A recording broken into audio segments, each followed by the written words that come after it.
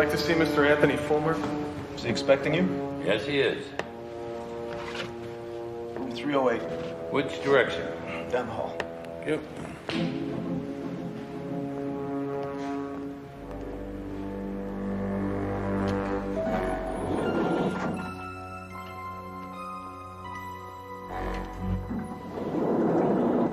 When he called, he just said that he was at this hotel and wanted to see me. That's it. That's it. To tell you the truth, I had trouble getting that much out of him. He just sort of ran out of words. When Della called, there was no answer. Maybe he went out to get something to eat or something. Or something.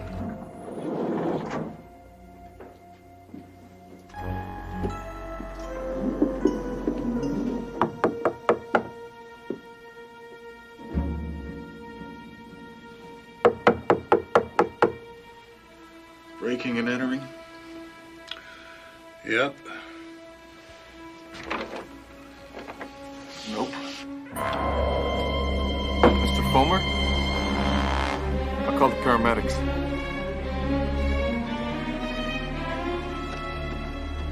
Don't bother. Call the morgue.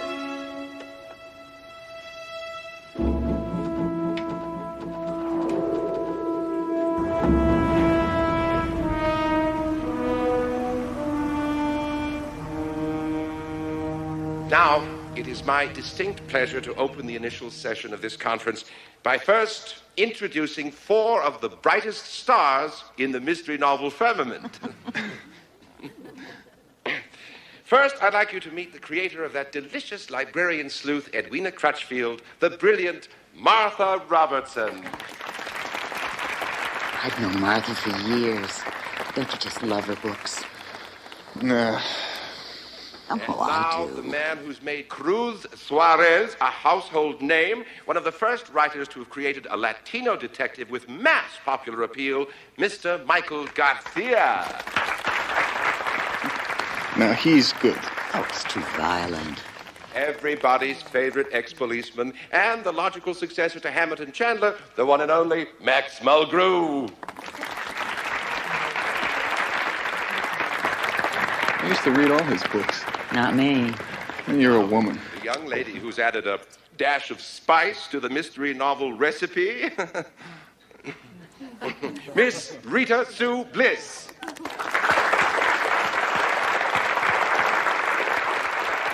Her books are practically pornographic. How would you know?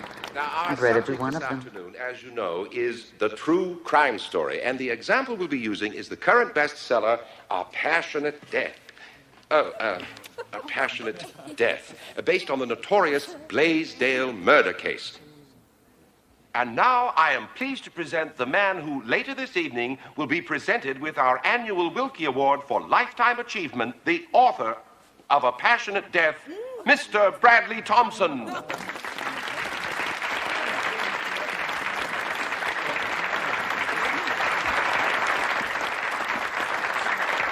Thank you, Jason. Thank you, ladies and gentlemen.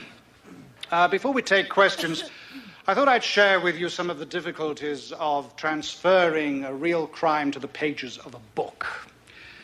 Now, naturally, one can't just set down what could be a tedious transcription of the trial, and on the other hand, one mustn't distort the truth. In fact, the prime obligation of the writer is to strictly adhere to the actual facts of the case. Unbelievable. You have a problem with that, mister? Mr. Melansky, is it? No, please, go right ahead. Mr. Melansky, if you have any objection to what I've said, I think we'd all like to hear it. I don't really think this is the time or the place. You have read my book, Mr. Melansky? Every word. Yes, I'm not surprised, since it was your employer who convinced the jury that his client, Angela Blaisdell, was innocent of the murders. She was innocent. As I say in my book. That's not all you said. I should hope not, or it wouldn't have sold 200,000 copies in the first month. Now, please, tell us. What's on your mind? All right. You were just talking about the writer's responsibility to adhere to the truth. Why didn't you do that in A Passionate Death? You didn't like my book, did you, Mr. Molansky? No, I hated it. That's a bit harsh, isn't it? I don't think so. Allow me to refresh your recollection. Oh, I'm sorry, son. I didn't realize we were back in the courtroom. Angela Blaisdell was accused of murdering her millionaire husband, Jack, and his married lover, Helen Fulmer. Perry Mason was able to prove that 3 other people had as much motive and opportunity to kill the victims as had Angela Blaisdell. The basis of Mr. Mason's defense was that there was reasonable doubt as to the guilt of the defendant, Angela Blaisdell. I covered that in the book. In your book, Mr. Thompson, you left no doubt that the killer was Anthony Fulmer, the husband of the murdered woman. A writer must bring his own point of view to everything he writes. And just what is your point of view about Anthony Fulmer's suicide 4 months ago? You seem to forget, Miss Street, that it was your very own Perry Mason who originally raised the possibility of Anthony Fulmer's guilt. He established that someone other than Angela Blaisdell could have committed those crimes.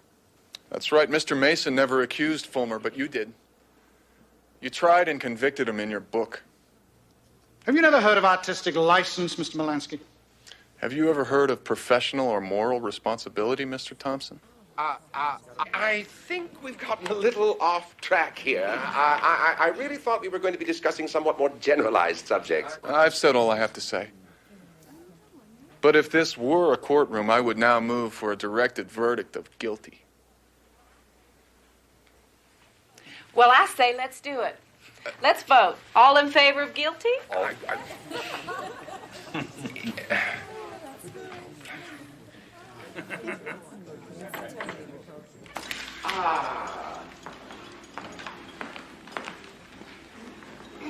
Hold it.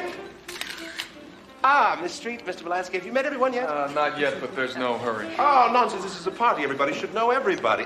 Rebecca. This is Miss Della Street, Mr. Kenneth Molansky, Rebecca Austin. Miss Austin? Miss Street, Mr. Molansky. Are you also a writer, Miss Austin? Well, I'm trying to be. Right now I work for Brad Thompson. Look, I know how it must have sounded this afternoon, but we happen to feel very strongly I'm about... sure that we all feel very strongly about certain things, Mr. Molansky, but that doesn't give us the right to resort to personal attacks. Now, if you'll excuse me. We're the hit of the party. Della. Oh, Martha. I know this isn't the place, but sometime this weekend we've got to catch up. Absolutely, dear. Ken, this is Martha Robertson, my dear friend, Ken Molansky. It's a pleasure to meet you. I have to thank you both for this afternoon's entertainment. I can't remember when I had a better time. I take it you're not a big Brad Thompson fan either. Well, you know how with some people you have to get to know them to really like them? Well, I think with Brad, you have to have been married to him to hate him. You were married to Brad Thompson? Yes, 7 years, 46 days, and 3 hours. Yeah? Well, I'd rather be a has-been than a thief like you. Max, have you any idea what an embarrassment you are? You rotten, miserable phony. It's the first time I've ever known you willingly give up your booze. Oh, come here. Take it easy. Come on, Max. Take it easy. All right. Thank you, Mike. Forget it. I should have let him knock your brains out. Are you all right? Not so bad, though I never did acquire a taste for scotch. I'll go get you a towel. And another margarita, please, love. Now I'm really having a good time. I'll have another one, sweet pea. Not too elegant, Max, but still effective. Excuse me. I have to compliment Max on his aim.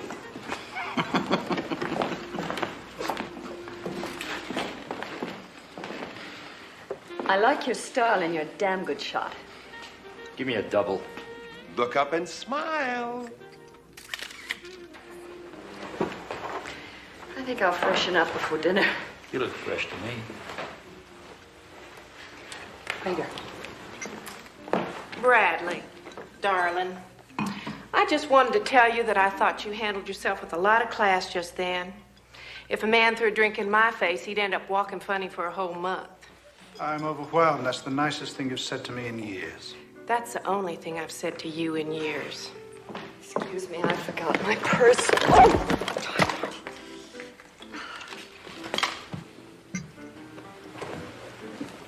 Anti-wrinkle cream. Good luck.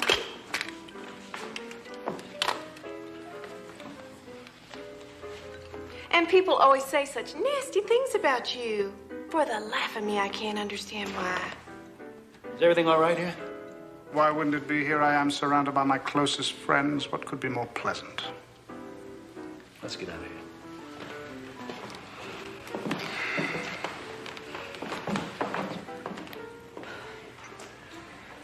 Well, are we having fun yet? And, as you are all aware, our Wilkie Award for Lifetime Achievement is named after Wilkie Collins, the famous 19th century English novelist who is credited with inventing the modern mystery novel. So, what could be more appropriate than presenting this year's award to the versatile Renaissance man who practically reinvented the form? No one has created so many different detectives and investigators and has written in so many different but always brilliant styles. I am honored to present this year's award to Mr. Bradley Thompson.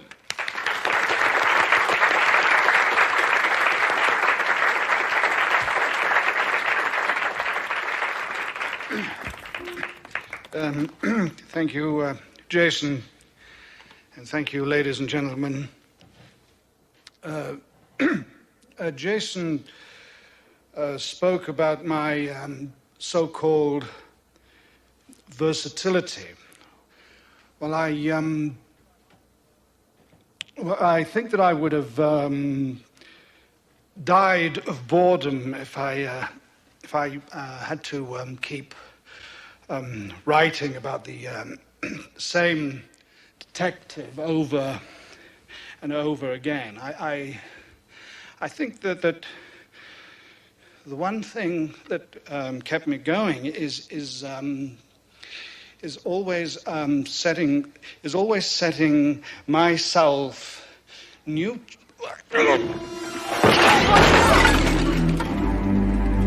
Is there a doctor here?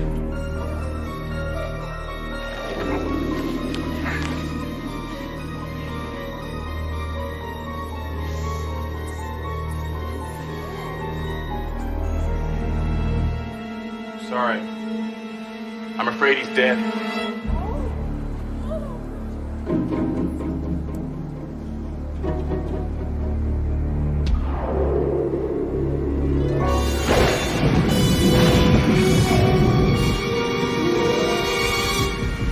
But to continue, ladies and gentlemen, I realize this is a very late hour, but there again, this is a very serious matter. Contrary to what you all may believe, Mr. Thompson did not die of a heart attack or, in fact, from any natural cause. Mr. Thompson, I am sad to say, was poisoned to death. Are you certain? Ma'am, the coroner's report, which I received just about a half an hour ago, said that Mr. Thompson ingested enough of the poison chlorobenzate to kill an entire team of horses. Lieutenant, something tells me you haven't gathered us all together because we are the next of kin.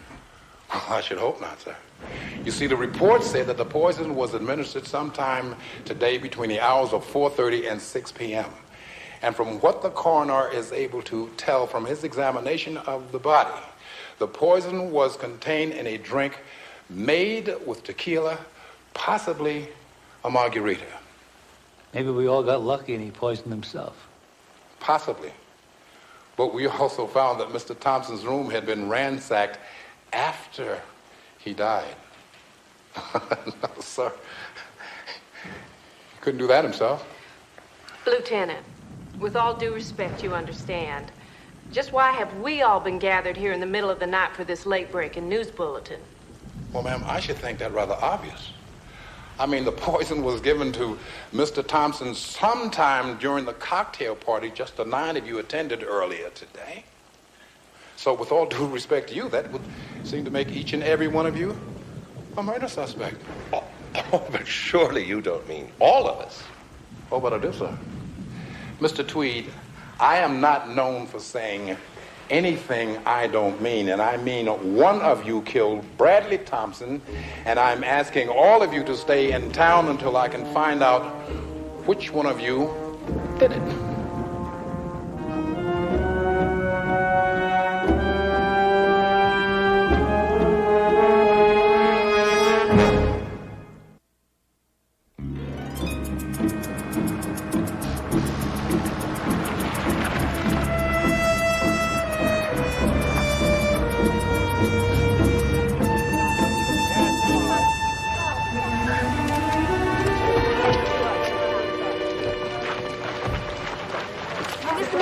Did you bring Molansky here to cause trouble for Brad Thompson?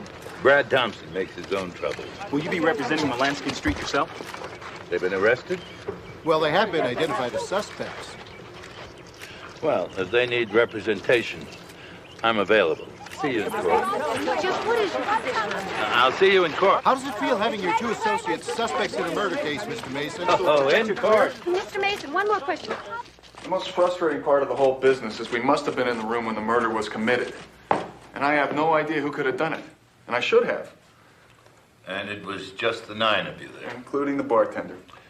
The police honestly consider the 2 of you to be suspects? I guess you heard about our little debate. The whole world heard.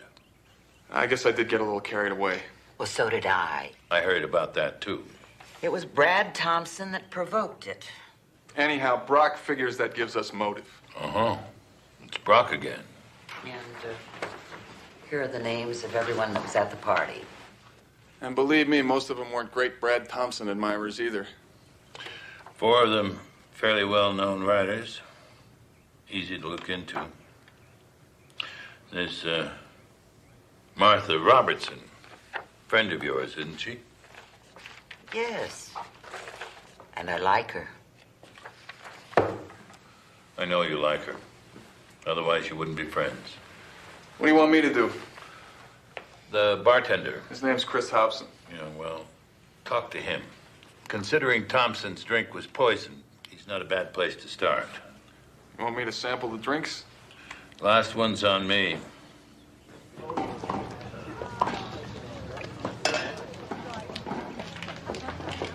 Anyhow, like I was saying, I was working in Chicago, a place called Danny's. You ever heard of it? Oh, it's this bar and grill on the north side. But then about a month and a half ago, I get mugged by a couple of teenagers. That's the 3rd time in 6 months. Well, I decided right then and there I wasn't going to spend another day in Chicago. I just needed a change of scenery. So you wound up here? Yeah.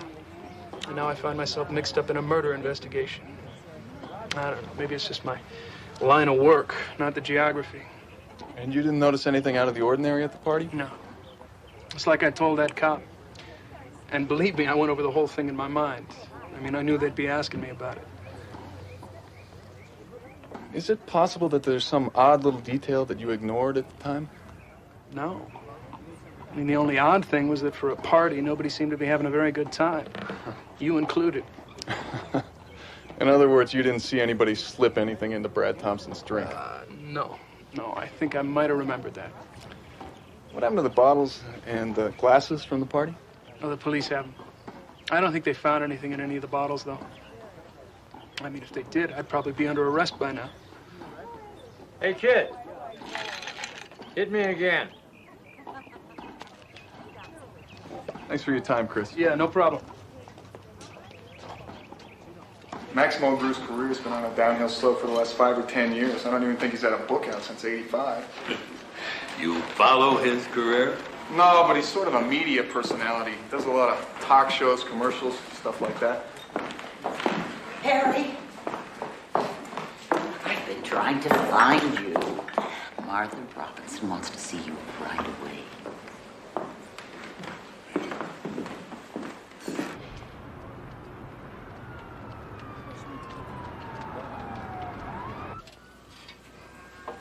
Why is Martha Robertson under arrest? I will tell you why she's under arrest. We found this hidden in her hotel room. Forensics says it has the same poison in it that killed Thompson. We also found traces of the poison in Martha Robertson's purse. We have a glass with residue of the poison in it. Now, to make matters really interesting, one of the secretaries at the county building said Miss Robertson used that same identical poison in one of her books. What does she have to say? Nothing, just that she wanted to talk to you. I would very much like to talk to her. Anytime in the near future. Be my guest. But Mr. Mason, before you go charging off taking a case, I think there's something else you might want to know. The lab identified 3 sets of fingerprints on that glass that I spoke of. The bartender's, the deceased, and Martha Robertson's. Mr. Mason, I didn't kill Brad Thompson. I'd like you to help me prove it. I understand you're about the best there is. Della certainly thinks so. I'm afraid I'll have to know a little more. Anything. The poison they found in your room and in your purse. I don't know anything about it. I don't know how it got in my room. I don't know how it got in my purse. But you'd written about that particular poison in your book. Mr. Mason, I use poisons a lot in my books. All kinds of poisons. Somehow it seems cleaner to me than shooting holes in people. But I get all that information from my research. I wouldn't know how to actually go out and obtain any poison for myself, even if I wanted to. What about your fingerprints on the glass? The only thing that I can think of is that as I was leaving, I spilled the contents of my purse, and when I bent over to pick everything up, I bumped the table, and I had to catch Brad's glass in order to keep it from tipping over. You were very outspoken about how much you disliked him. Well, so was Della. And your Mr. Molansky. But poison wasn't found in their rooms.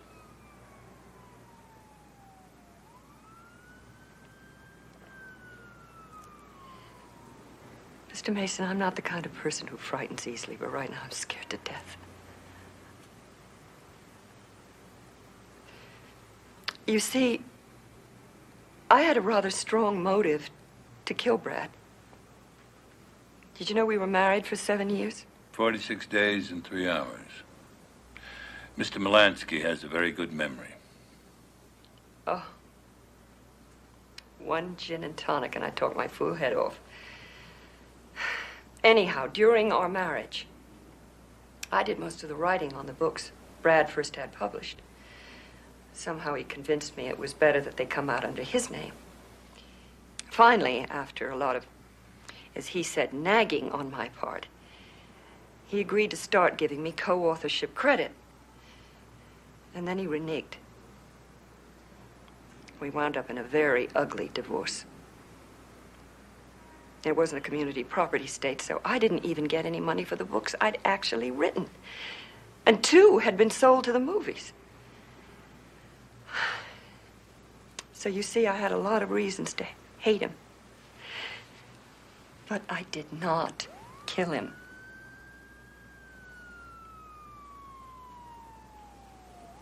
Please help me. All right, Miss Robertson. But I warn you, it's going to be an uphill battle.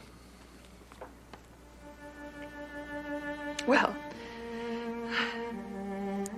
if you lose the case, there is a bright side. If I'm found guilty, at least Della and Mr. Molansky will be off the suspect list.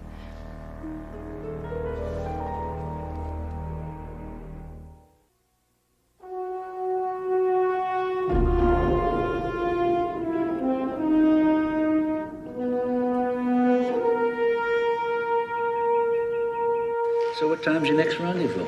Oh, Michael, you are being ridiculous. I'm ridiculous. You were strutting around the pool practically naked, batting your eyes at every man under 85. Why don't you just hand out cards with your room number printed on them? Now that would be a big mistake. I don't mean to intrude.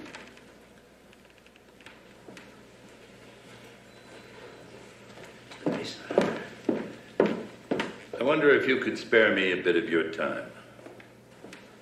Well, it would be my pleasure, Mr. Mason.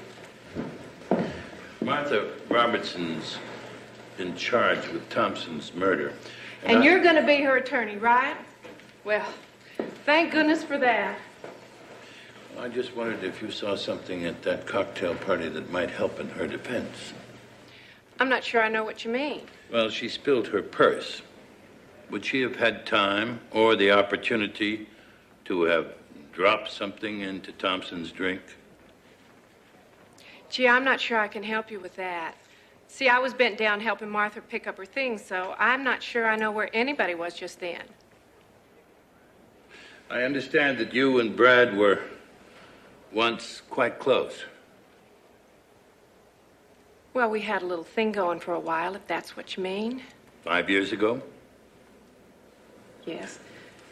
Well, I was just starting out then, and Bradley suggested that we collaborate on a book together. Well, you can imagine, I thought the idea was just too thrilling for words. Unfortunately, I ended up writing the whole book myself. But he refused to send it to his publisher. Yes. He said that it was too dirty. I tried to explain to him that sex sells, but he refused to listen, so that was the name of that tune. End of romance. I tell you, for a man with no compunctions whatsoever about stealing other people's work, he sure drew funny moral lines. But he didn't steal your work. Oh, no. I wasn't talking about that. I meant A Passionate Death. You know, the book your Mr. Melansky likes so much. You actually wrote that book? No, but I sure as hell was going to. I sat in on that trial for months. I interviewed just about everybody, took notes till my pretty little hand almost fell off. Unfortunately, I made the mistake of sending copies of my research to my publishing company. Which also happened to be Brad's publishing company. And one of the editors there sent it on to Brad, and so before I could finish my book, A Passionate Death was already a bestseller. Why didn't you take legal action? Well, my attorney said that the Blaisdell trial was a matter of public record, and I'd probably wind up losing a lawsuit. So the best thing I could do was change publishers. But what difference does it make anyway? I'm still on the smiling side of 40. I got a good career. There's a great man in my life. I guess you could say I sort of have it all. Doesn't having it all usually mean having a family? Well, I might even consider that if I ever meet a man I can't intimidate. Why do you ask, Mr. Mason? You applying for the job?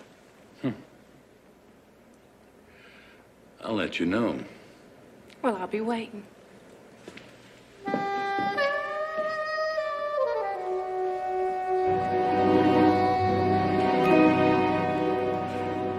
It's simply awful.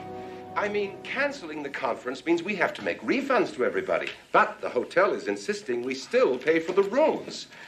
And even worse, this murder is going to totally destroy our reputation. I doubt we'll even have another conference. Well, it was a bad week for Brad Thompson, too. Oh, I can't tell you how badly I feel about that. I thought I was doing such a clever thing by inviting those people. And here I may even be indirectly responsible for his death. Oh, believe me, Mr. Tweed, whoever killed Brad Thompson didn't need your invitation. Well, that's kind of you to say, Mr. Mason. And I won't keep you any longer. Ah, Miss Street. Mr. Tweed? You think he did it? Well, I mean, he always looks guilty about something. Tell him. I don't think he did it. Ken. I know. Talk to that bartender again, find out what everybody was drinking. And? How much? I'm on my way. This is some more information about our little group of suspects. Colorful group, aren't they? Including Martha, I am very sorry to say. Oh, I wouldn't say that.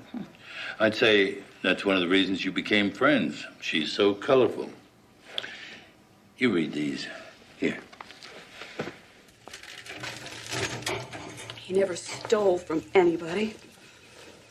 And anybody who said he did was just being jealous and vindictive. How long did you know him? 2 years.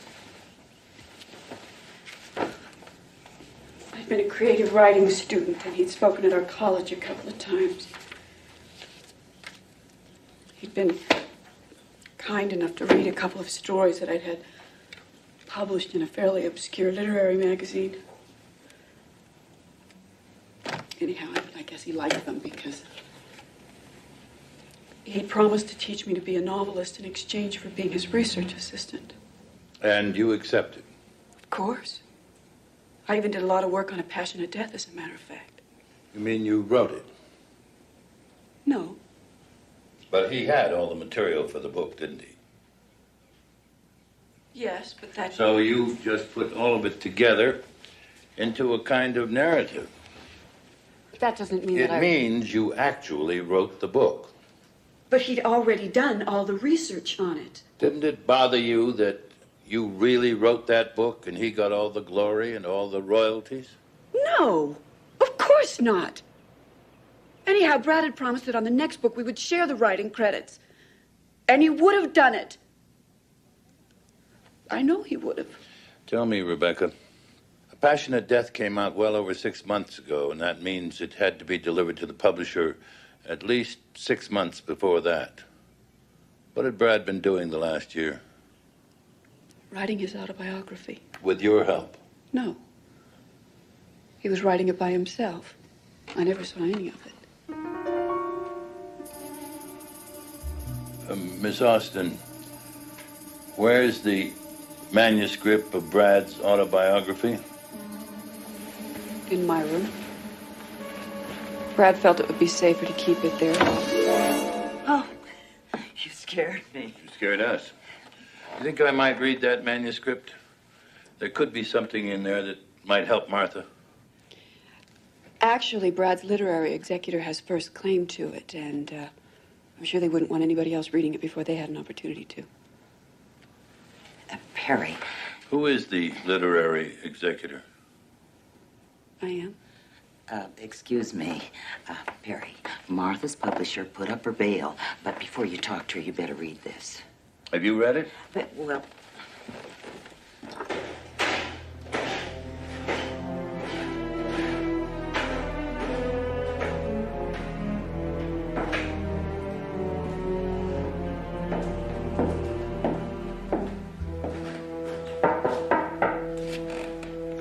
You looking for Chris? Packed up and took off a couple hours ago. Took off? Where? Said he got a better offer from another hotel. Said he only have to work days. I told him he was nuts. A bartender gets twice the money working nights. Did he say what hotel? You know where Chris is from? The Midwest somewhere, I think. Chicago? Maybe. But he used to root for the Cards. Said he missed going out to Busch Stadium. Thanks a lot. Sure. All right, yes, I did threaten to kill him. You mind if I record this?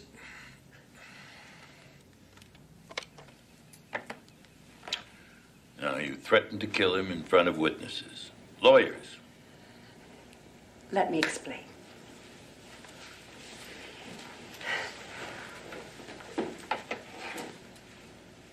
As part of our divorce settlement 18 years ago, Brad and I agreed to hold on to a piece of property in California as tenants in common. As far as I knew, it was more or less desert wasteland. And except for paying my share of the taxes, I didn't give it another thought.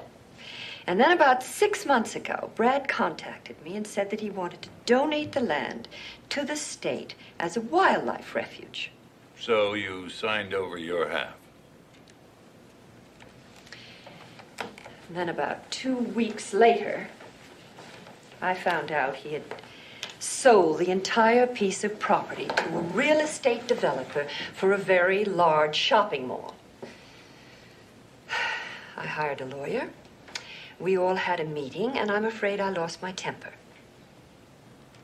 I said something about Brad being an endangered species, and that I personally was going to make him extinct. I know it wasn't very bright of me. No, it wasn't.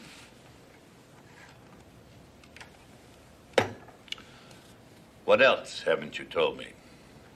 Nothing. I swear, nothing. The poison they found in your room. Could somebody have put it there before the party? I don't know. After Della and Mr. Melansky had their sparring match with Brad, I went up to my room and spent the rest of the day working on my new book. And then I started to get... Wait a minute. Around 5 o'clock, I called room service for some mineral water. But when it came, I was in the shower. Somebody called out room service. I called back, leave it on the table, and when I got out, there it was, right next to my purse. Room service. We'll look into it. Look into everyone, please.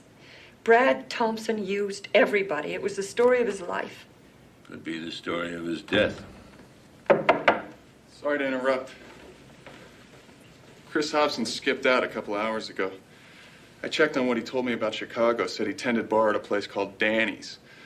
I talked to the union there, and they have no record of a Chris Hobson, and there is no bar called Danny's. Do you think he could be the murderer? I think he knows more than he's told us. A lot more. I'm sure Lieutenant Brock made it very clear that he was to stay here. Right here.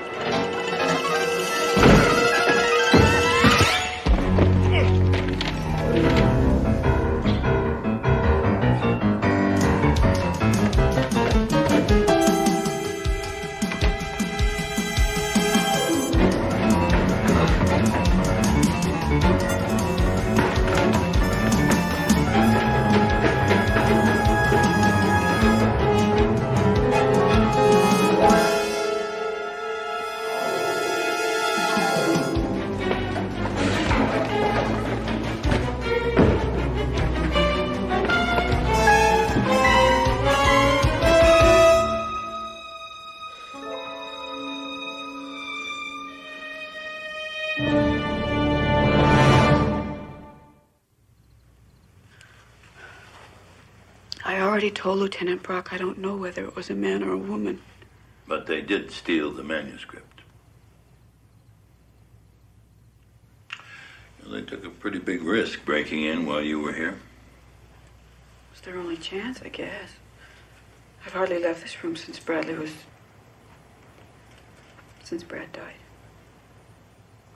Rebecca, what could have been in that manuscript? Someone wants hidden. Maybe that's why he was killed in the first place.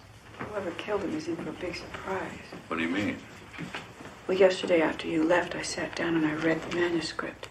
I'm afraid Bradley had only written a couple of chapters and only took him as far as high school. Funny. He couldn't seem to write one thing himself. Not even his own life story. Tell me, who knew that Brad was writing that autobiography? He was pretty much keeping it a secret. But he did an interview with the writer from Detective Digest, and he told him. Do you have a copy of the magazine? No. But it should be out on the stands either today or tomorrow. He also told him about the book that he and I were supposed to be writing, and I'm sorry, I just don't know what to do. Look, Ken and I disagree with the ethics of a passionate death, but it was brilliantly written. And it was your writing. Your future will soon start taking care of itself, young lady. It'll do that much sooner if you just get some rest. Thank you, Mr. Mason.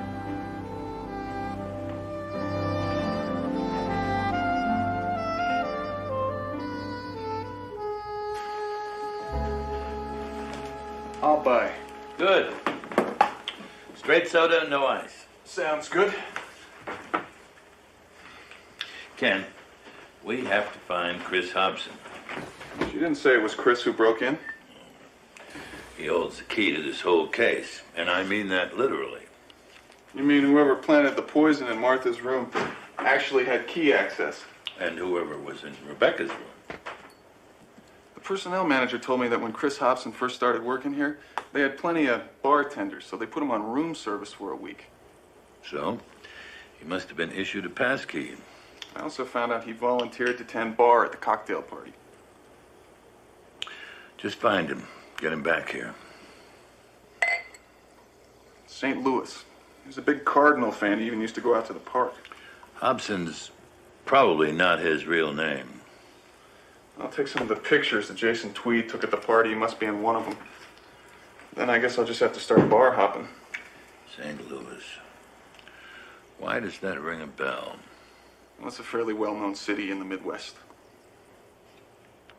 Of course it is. I'll leave first thing in the morning. No, tonight. You'd better leave tonight. Of course he stole from me. Why should I be different from everybody else? You old buddies. MP's in Korea, wasn't it? Yeah. When I got out, I joined the force in Frisco and Brad started writing. Then, when his book started coming out, I figured, damn, if he can do it, why can't I? You know how it is. It took a hell of a long time, but eventually I quit the force and I gave it a shot. So you went to your old friend for some advice. Yeah. I told him about some of my cases and he got real excited. He said we should collaborate on my first one, you know, kind of like an apprenticeship or something. Of course, I ended up writing the whole thing. Anyway, Brad sent it to his publisher and it came out. With his name on it. Murder on Mission Street. Right. And not a word about Max Mulgrew. Not even in the acknowledgments. So we had this big fight, and I mean real fight, and I nailed that sucker good. You must have had some very hard feelings. Do you still? Oh, look. Look, if I wanted to kill Brad, and I've wanted to, believe me, I'd have shot the creeper, maybe beaten him to death. But poison? Hell. That's not my style. Max, where were you last night about 11 o'clock? Why? That's when someone broke into Rebecca Austin's room. I was alone. In my room. Curled up with a good bottle. Unfortunately, that's all.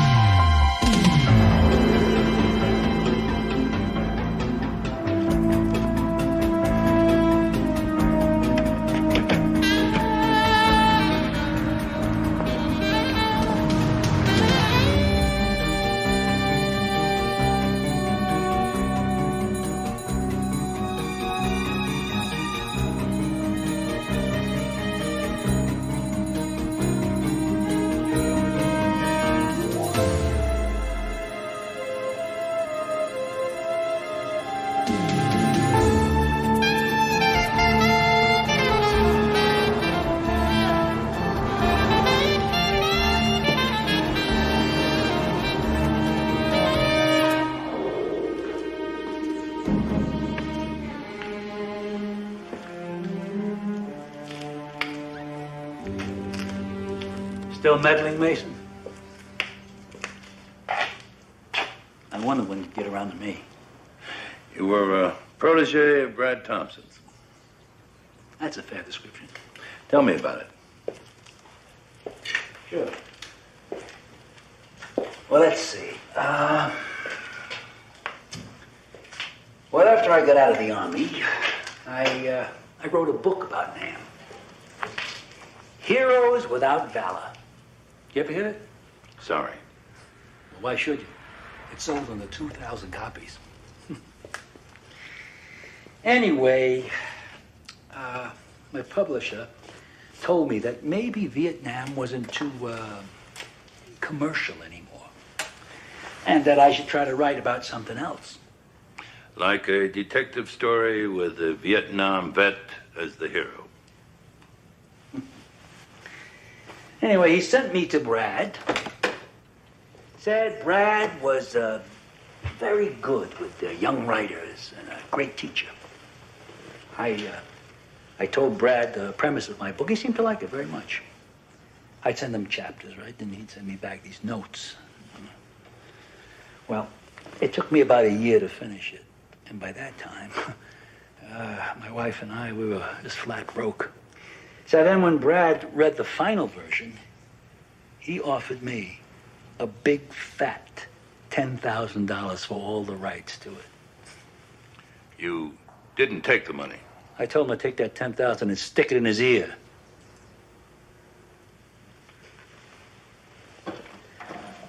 And eventually, I did find myself a better publisher. And the rest is trivial history. They say that Thompson's genius was that he wrote in many different styles. But he wasn't a genius, was he? He was a fraud. Maybe. But I'll tell you something. He was a good teacher. Man, I learned a lot from him. When did you learn that all the time you were writing the book, Brad was carrying on an affair with your wife?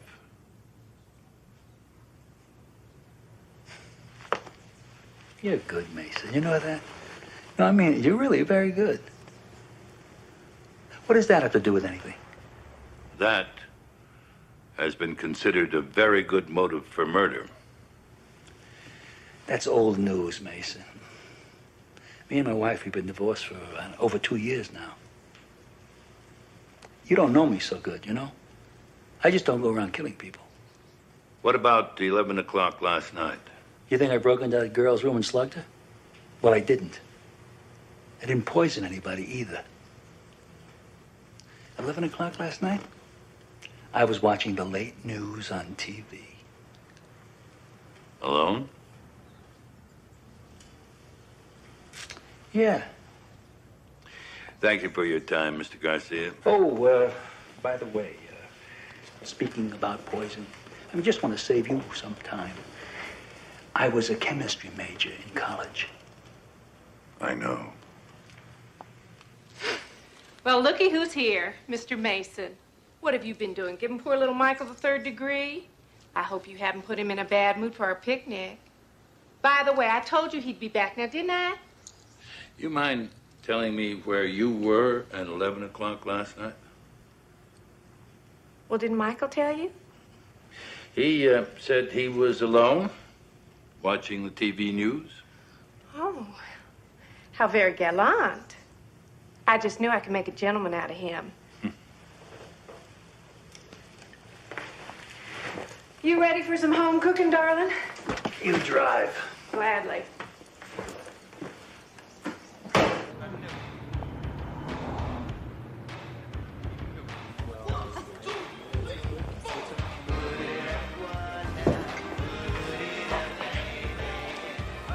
Can I help you? I hope so. It's the 19th bar I've been to today. I'm looking for this guy.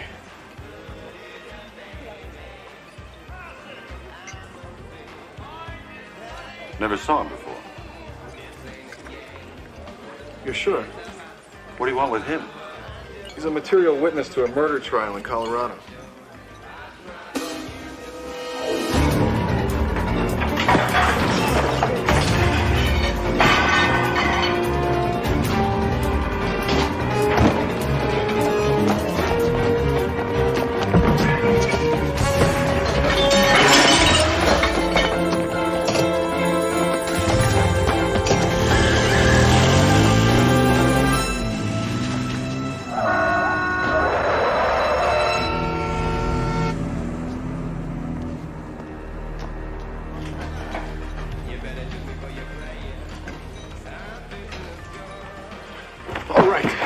You're going to tell me everything you know about that guy, or you're going to face charges as an accessory after the fact in a murder case. They all had reason to hate Thompson. They all had a chance to poison his drink.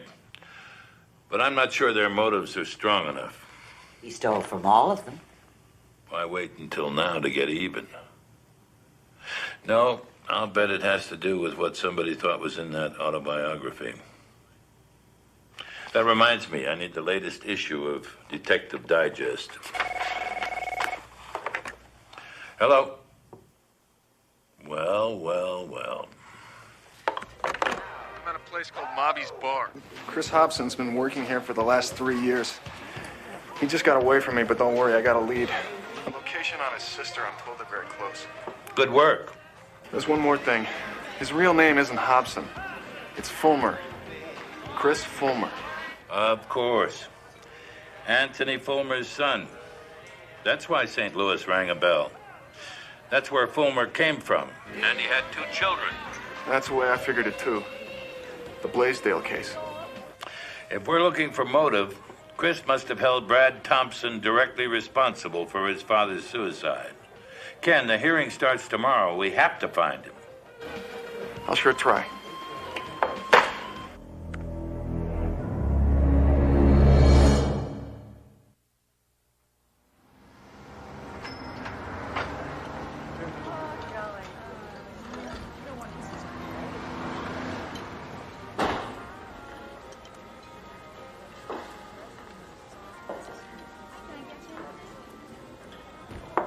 Here you go. Anything else? Is this table okay right here? Sure. Would you like a menu? Oh, no, thanks, Judy. Do I know you? Well, you got that,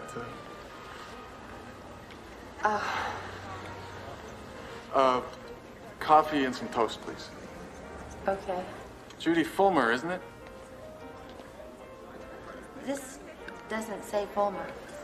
You're right, but I'm a buddy of your brother Chris's. Just got into town. I've been trying like hell to contact him, but I've been striking out. Somebody told me you worked here and you could put me in touch. Yeah? What's your name? Ken Molansky. I've never heard him mention that name. Besides, I haven't seen my brother in weeks. Look, Judy. Chris is in big trouble. I'd like to help. Let go of me. He's a material witness in a murder case. I have to talk to him. I don't know what you're talking about. I think you do. And I think you know where he is. I told you I haven't seen Chris. You probably think you're protecting him, but you're not. If Chris hasn't done anything wrong, the smartest thing he can do is turn himself in. Do you think he killed somebody? No. I've talked to your brother. I don't think he's the killer type. Then why don't you get out of here and leave me alone? Because I'm involved in defending the woman who's accused of the murder. I think his testimony could help her.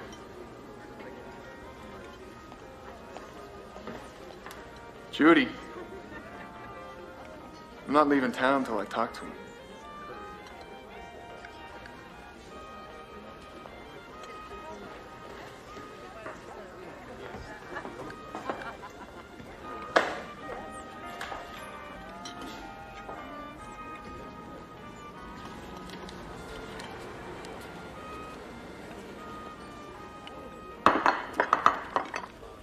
Excuse me, what happened to my waitress?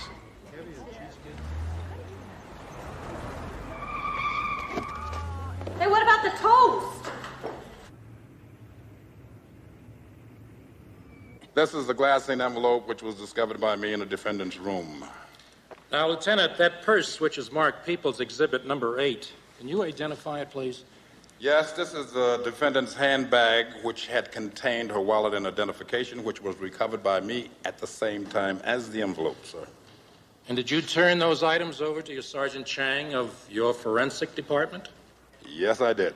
And you had a conversation with Sergeant Chang subsequently, right? Yes, I did. Now, for purposes of probable cause only, what did he say? He said that the powder in the envelope and the residue in the purse were the same, and that it was the poison that had been determined to have caused the victim's death. I see. And what did you do next? I read the defendant her rights, and I placed her under arrest for the murder of Bradley Thompson. Thank you, Lieutenant. Your witness, Mr. Mason. Bailiff, please leave that envelope with Lieutenant Brock. Thank you. Now, Lieutenant Brock, precisely where in the defendant's room did you find that envelope? Well, there was a bureau to the right of the door as you entered. I found it in the second drawer under some underwear. You went straight for the underwear, did you? Objection, Your Honor. There's no relevancy, and if there were, it is an improper question. Sustained. Lieutenant, although you found that envelope under her underwear, none of Miss Robertson's fingerprints were found on the envelope, were they? Nope. Now, you found and took custody of Miss Robertson's purse when? The morning after Mr. Thompson's death. In other words, more than 12 hours after the poison had to have been administered. Well, I suppose so. Miss Robertson, may I ask you to get your purse from the defense table? Objection, Your Honor. Defendant has not been sworn in. Defendant is not going to testify, Your Honor. Overruled. Miss Robertson, would you hand the purse to Lieutenant Brock? Now, Lieutenant, is that purse empty?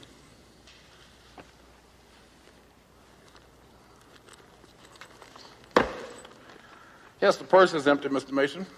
That purse, People's Exhibit 8, you identified as Miss Robertson's. Is that correct?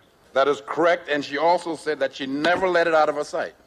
Oh, it probably wouldn't have made any difference, would it? What are you talking about? Miss Robertson, would you bring the purse here?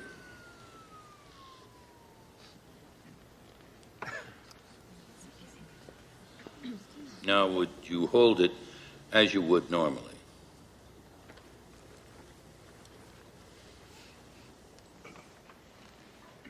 Thank you. Now, please carry it to the exhibit table.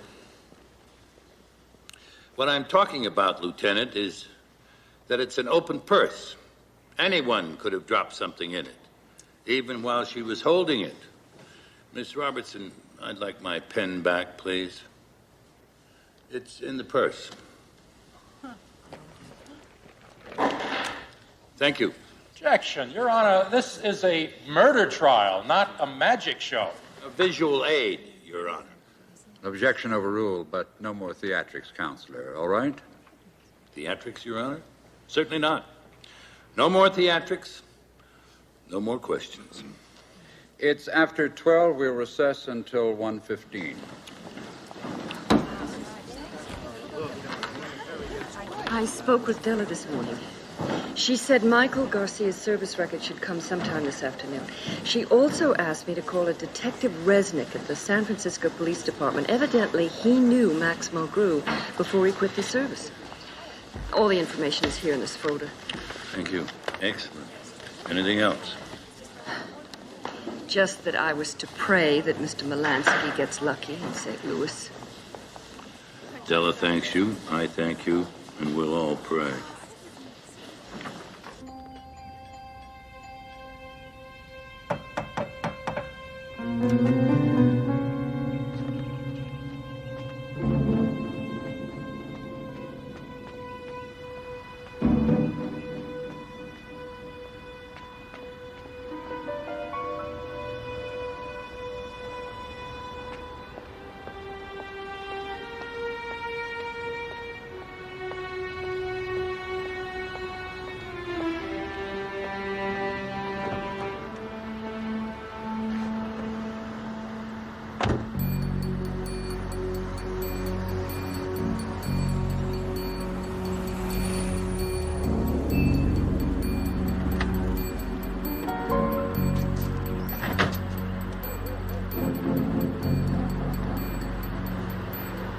No, you pack up and go now. Otherwise, this Melansky will have you arrested before you know it. Chris! Run!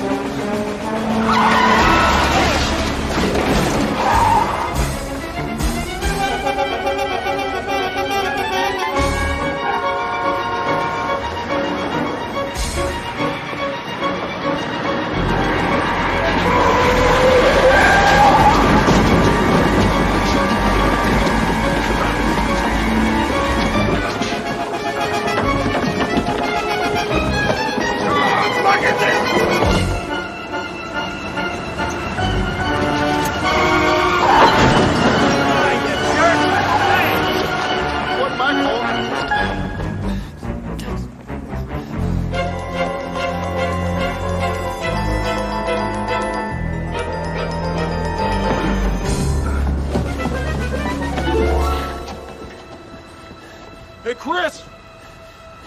Take it easy! I just want to talk to you.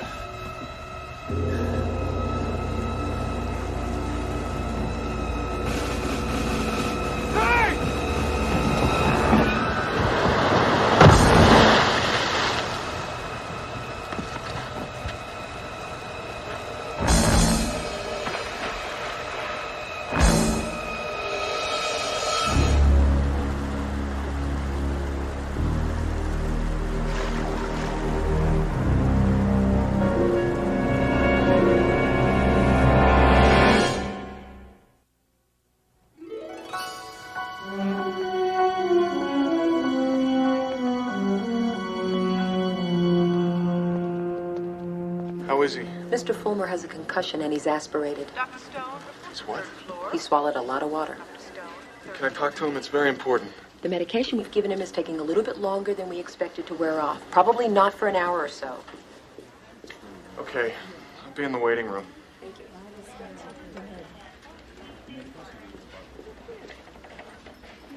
But the real reason for your divorcing your wife was her involvement with Bradley Thompson. Isn't that right? Yes, I suppose so. I didn't kill him, Mason. I saw enough killing in Vietnam to last me a lifetime. Objection, Your Honor. Mr. Mason is defense counsel here, not the prosecutor, and this man is a witness, not a defendant. I'm inclined to agree, Mr. Mason. Let's move along. Thank you, Your Honor. Mr. Garcia, were you aware that Bradley Thompson had been working on his autobiography? Yes. Did you happen to read the Detective Digest interview in which he said, I quote, "You can be sure some of my friends will be distressed by the literary skeletons I intend to bring out of the closet in my book"? Oh, yes. Bradley had this wonderful flair for creating his own hype. But it didn't worry me. Hey, I got nothing to hide.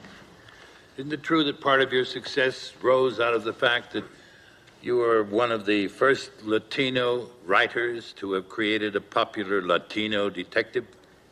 Yeah. I mean, I guess so. And wasn't Bradley Thompson one of the few people who knew your real name is Michael Garfield? That you haven't a drop of Latino blood in your body? Weren't you afraid that Thompson's revealing that fact to the world would destroy your popularity? Mr. Mason, I figured the books were popular enough now to stand on their own.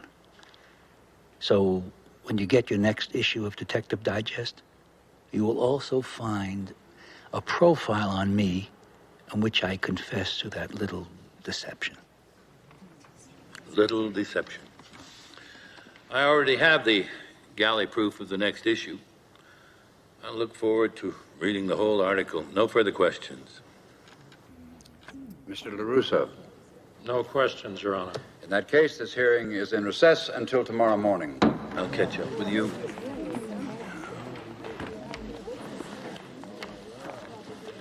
Can I talk to you for a minute?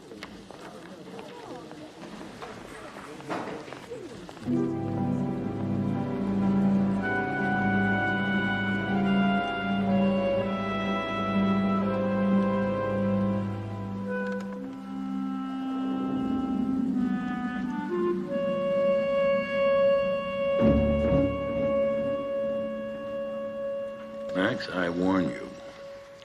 If I think you're lying to me, I'll put you on the stand and you won't like it.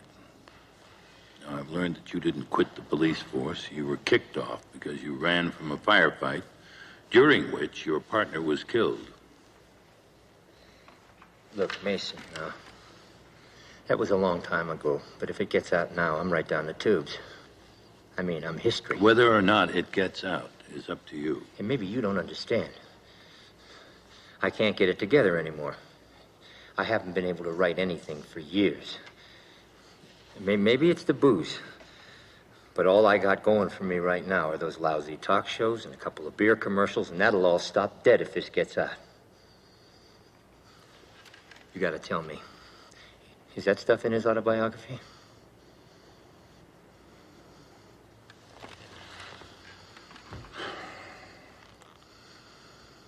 Max, there really isn't any autobiography.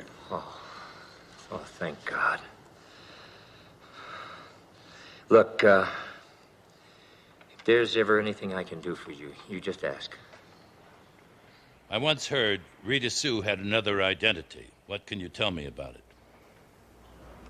Oh, yeah. Brad told me. Before we had our big fight, he and Rita Sue had just broken up, and he was saying a lot of nasty stuff about her in the South. Thank you, Max. You're not going to put me on the stand? I hope for Martha's sake I'm making the right decision. You're saving my life, Mason. No, Max. You're saving your life. Mr. Molansky, I checked on Mr. Fulmer half an hour ago. I'm sure you can see him now. Well, you seem to be enjoying your magazine. Thanks a lot.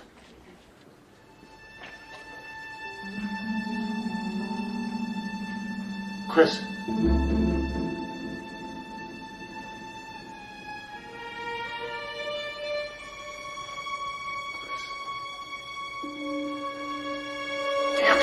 Don't bother. He's been gone for 20 minutes. Where'd he go? You're kidding. Look, I already told you I didn't think your brother killed anybody. But what do you think? He couldn't kill anybody. Are you sure? What do you mean? I mean, your mother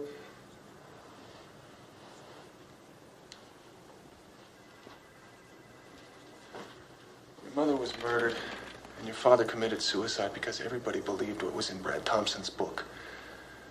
That could easily send Chris over the edge, make him fixate on Thompson, hold him responsible for your father's death. He was responsible, as much as if he'd actually pulled the trigger. And Chris felt the same way, didn't he? Of course he did, but that doesn't mean he did anything about it. Maybe. But you gotta admit it looks bad. Chris suddenly shows up where Brad is gonna be, and then Brad is poisoned by a drink that Chris served him. I asked him about all that, and he swears he didn't do it. I think he knows who did.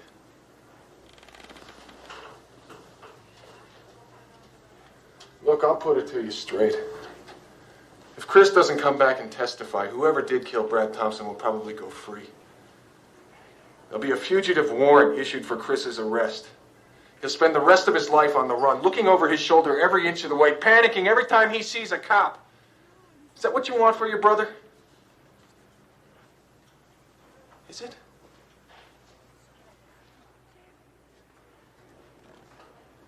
Judy.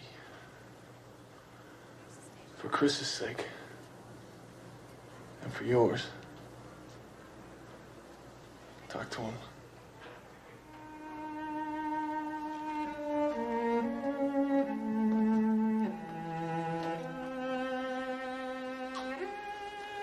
I'll be at the Commodore Inn.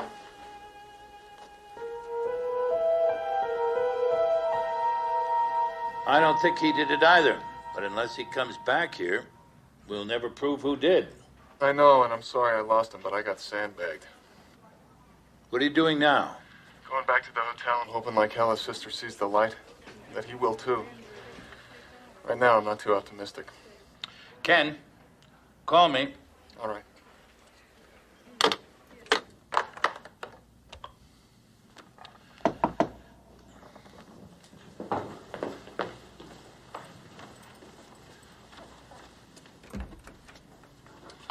Miss Street, I brought those pictures you wanted. Pictures? The pictures Mr. Molansky asked me to make copies of for Mr. Mason. Well, thank you, Mr. Tweed.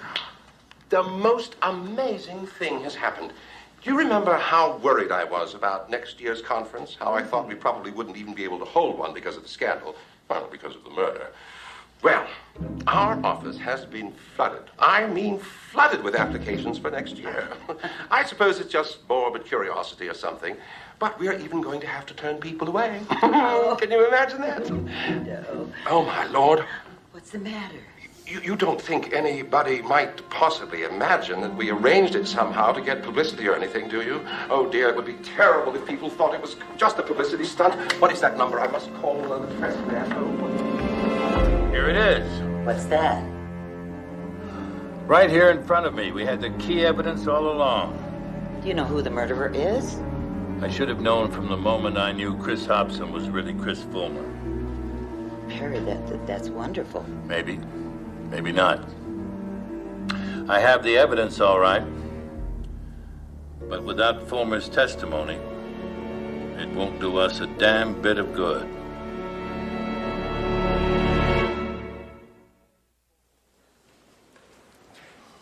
Perry. This is Chris Fulmer and his sister Judy. Perry Mason. Martha Robertson. How do you do? Well, thanks for coming, both of you. Yes, thank you. You can thank Mr. Molansky. He convinced me, and I convinced Chris. Ken, here are the rest of the pictures Tweed took at the party. Look them over very carefully. Chris, I'll be asking you some very tough questions. Yeah, I figured. It could get you into some trouble. I know. Very well, then. Yes. My father was Anthony Fulmer. The same Anthony Fulmer who committed suicide about 4 months ago. Yes. Would you tell the court why he committed suicide? Objection, Your Honor. Irrelevant. Calls for conjecture. Your Honor, I think you'll find this witness's testimony very relevant. And as you'll see, there's no conjecture. Objection overruled. You may continue, Mr. Fulmer. My father left a note, and he said he couldn't go on living while the whole world thought that he killed my mother.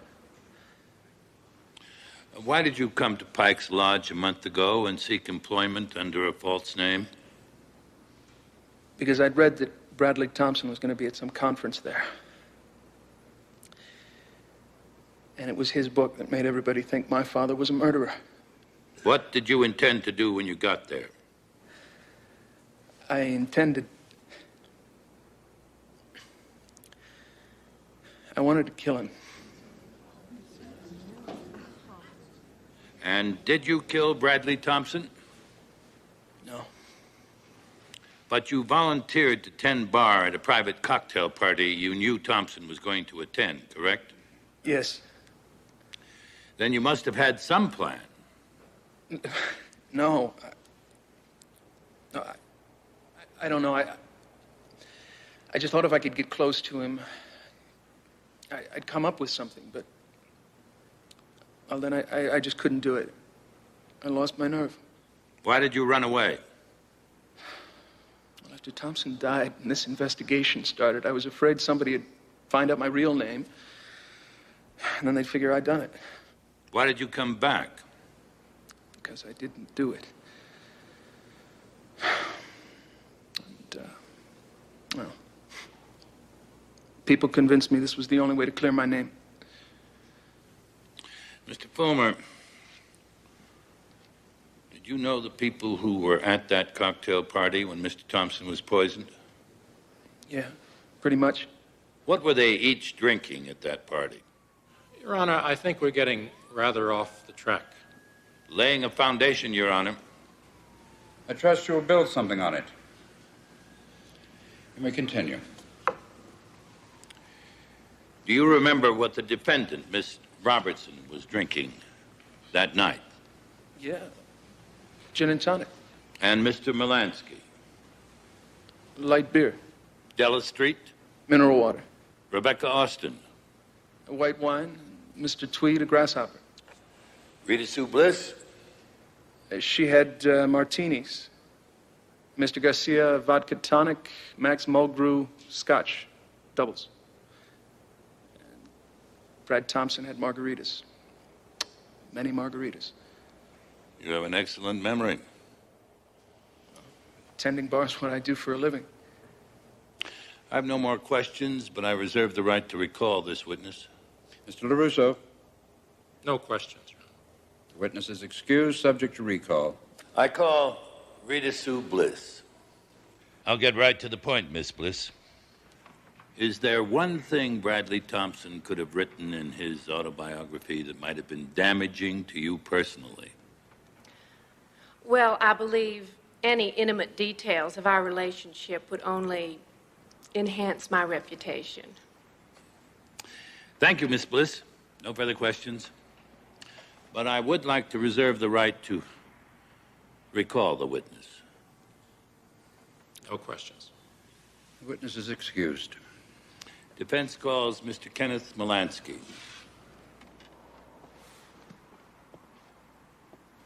Yes, I was at the party from about 6:30 to 7:45 p.m. And did you see anything odd while you were there? Yes, I did, but it slipped my mind until my memory was jogged by looking at some of the candid snapshots that were taken at the party. Bailiff. Mr. Molansky, could you tell the court what it was you noticed? At the beginning of the party, Rita Sue Bliss was drinking a martini. But later on, she was talking to Brad Thompson, and I saw her holding a margarita, just as he was. Mr. Molansky, the bailiff will show you a photograph which we will call Defense Exhibit G for identification. Can you tell us what it depicts? This is one of the photographs taken at the party. It shows Rita Sue Bliss holding a margarita. I move that Defense Exhibit G be admitted into evidence. Objection, Your Honor. There's no foundation. I'm sorry. Mr. Molansky, does that photograph accurately depict the scene at the party when you were there? It does. Objection overruled. The photograph will be admitted. May I see that, please? Your Honor, the picture clearly shows Rita Sue Bliss holding a drink that resembles a margarita, not a martini. I have no further questions. No questions, Your Honor. The witness is excused. Defense recalls Chris Fulmer. I remind the witness that he's still under oath. Mr. Mason. Mr. Fulmer, why didn't you tell us that you prepared a margarita for Rita Sue Bliss? I don't know. I guess I forgot. I'd like to tell you a story, sir. Now, you tell me where I get it wrong. Is that all right? A young man wants to avenge his father's death. He comes to Pike's Lodge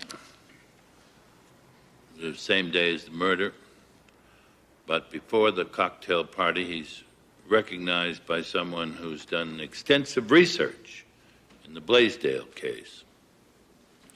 Someone who'd attended the trial and who had interviewed everybody connected with it.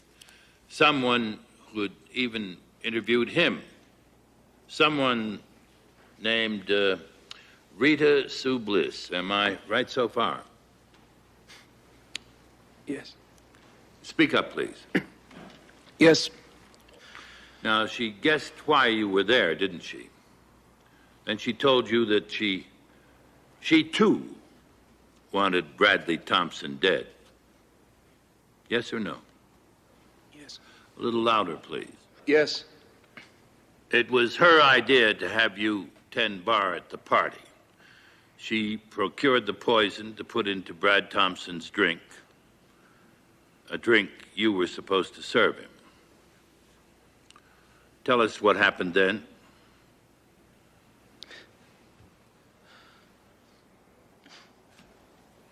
You are a young man, Mr. Fulmer. You've already had more than your share of grief. You don't want more.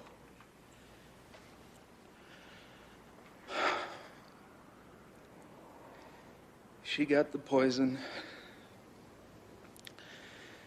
and I put it into his drink. And then what? I couldn't give it to him. Why not? I don't know. I don't know. I mean, I'm standing there with the drink. You know, I'm thinking, what the hell am I doing? I'm actually going to kill somebody, commit murder? And I couldn't do it. I just couldn't. Anyhow, I was standing there with the drink, and I guess she saw I wasn't going to give it to him. So she took the glass herself and switched it with Brad's drink. You also saw Miss Robertson grab the glass when she almost knocked it over. If Your Honor will look at People's Exhibit G just once more, you will see why Miss Bliss's fingerprints weren't found on the glass. She was holding the glass with a paper cocktail napkin. Now, Mr. Fulmer, you gave Miss Bliss your hotel passkey. Why? Look, she threatened my sister and me. She said I was already involved up to my neck and that she'd see me dead if necessary. She'd see you dead if necessary? Yes. Thank you, Mr. Fulmer. No further questions. No questions, Your Honor. I recall Rita Sue Bliss. Now, Miss Bliss, when you left the stand, you were talking about your relationship with Mr. Thompson. But I would like you to talk about your relationship with people in Alabama. To refresh your recollection, I brought the front page of the May 3rd, 1974 edition of the Gladsville, Alabama Times. You've been to Gladsville, haven't you, Miss Bliss? I don't believe I have. There's an article here about a young couple who robbed a liquor store, murdered the elderly owner, and subsequently fled across the state line. The man was identified as Bobby Lee Gilman, the young woman as one Rita Sue Grubb, Charlene Grubb. Gilman was apprehended. Charlene Grubb is still at large. Bailiff, would you please take this paper and show it to Miss Bliss?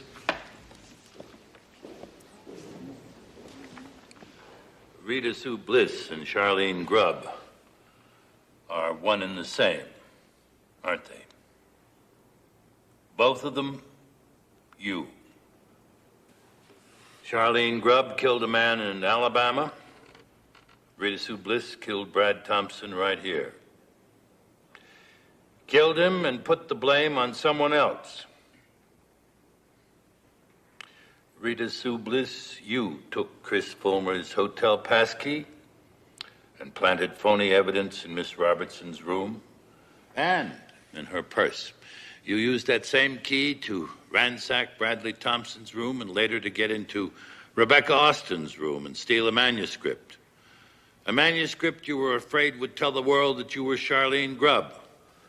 A manuscript you thought would send you back to Alabama to stand trial for murder.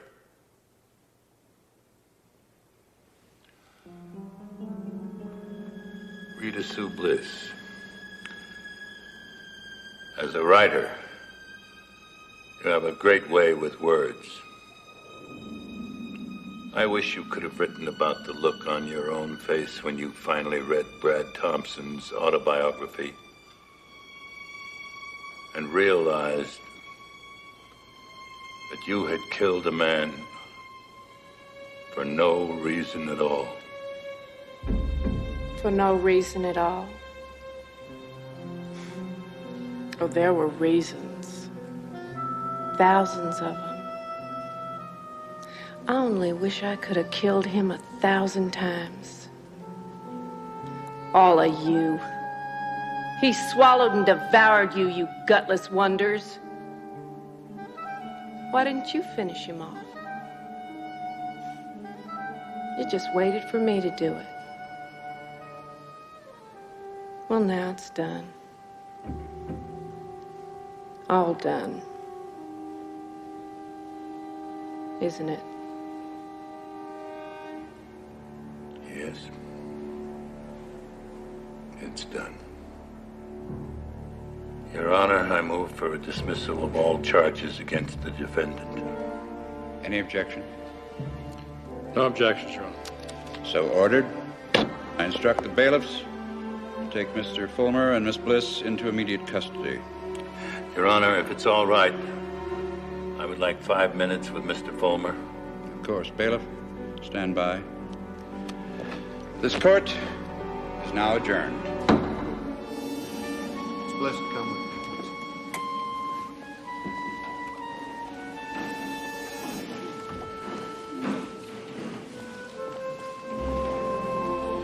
See you back at the lodge. Ken, Mrs. Joyce is in the corridor. I'll take care of that.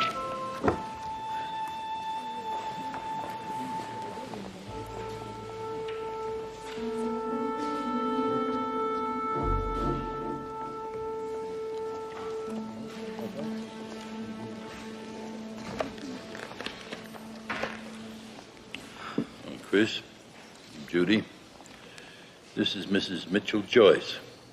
She's been wanting to talk to you. Mr. Fulmer? Miss Fulmer? My husband Mitchell was Jack Blaisdell's business partner.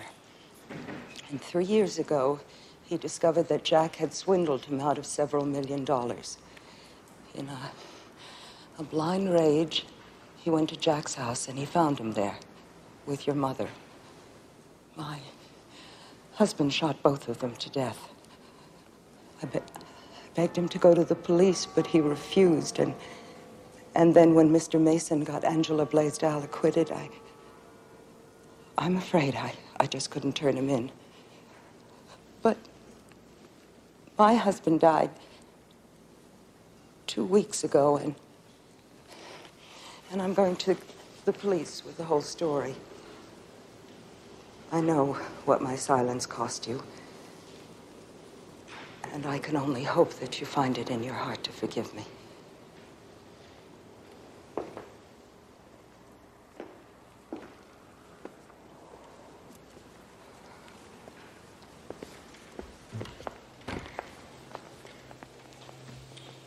Miss, you did a very fine thing in coming back here. Ken and I want you to know that we'll be glad to represent you against whatever charges they file. But Chris didn't really kill anybody. Rita Sue did. That's right.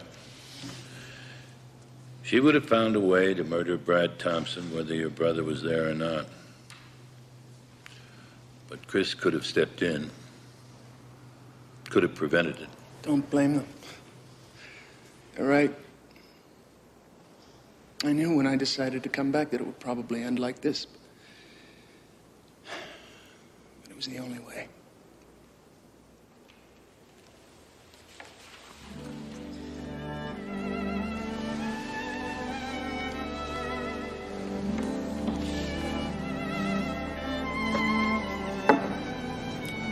Mr. Mason? Mr. Fulmer?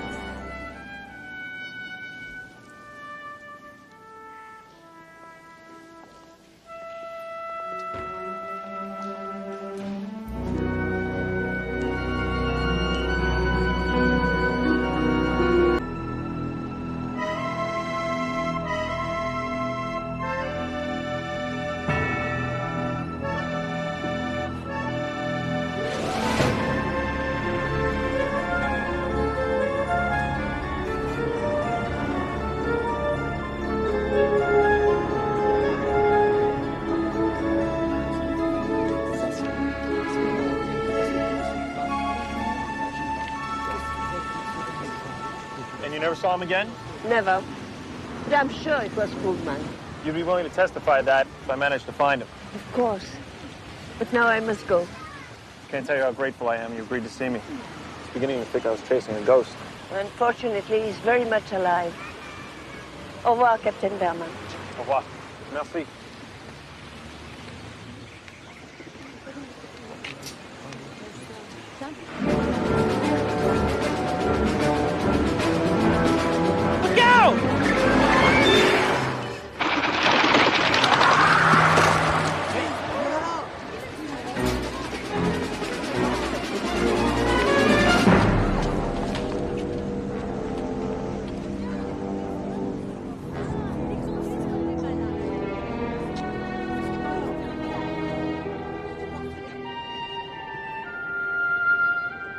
You know, you haven't heard a word I've said all night.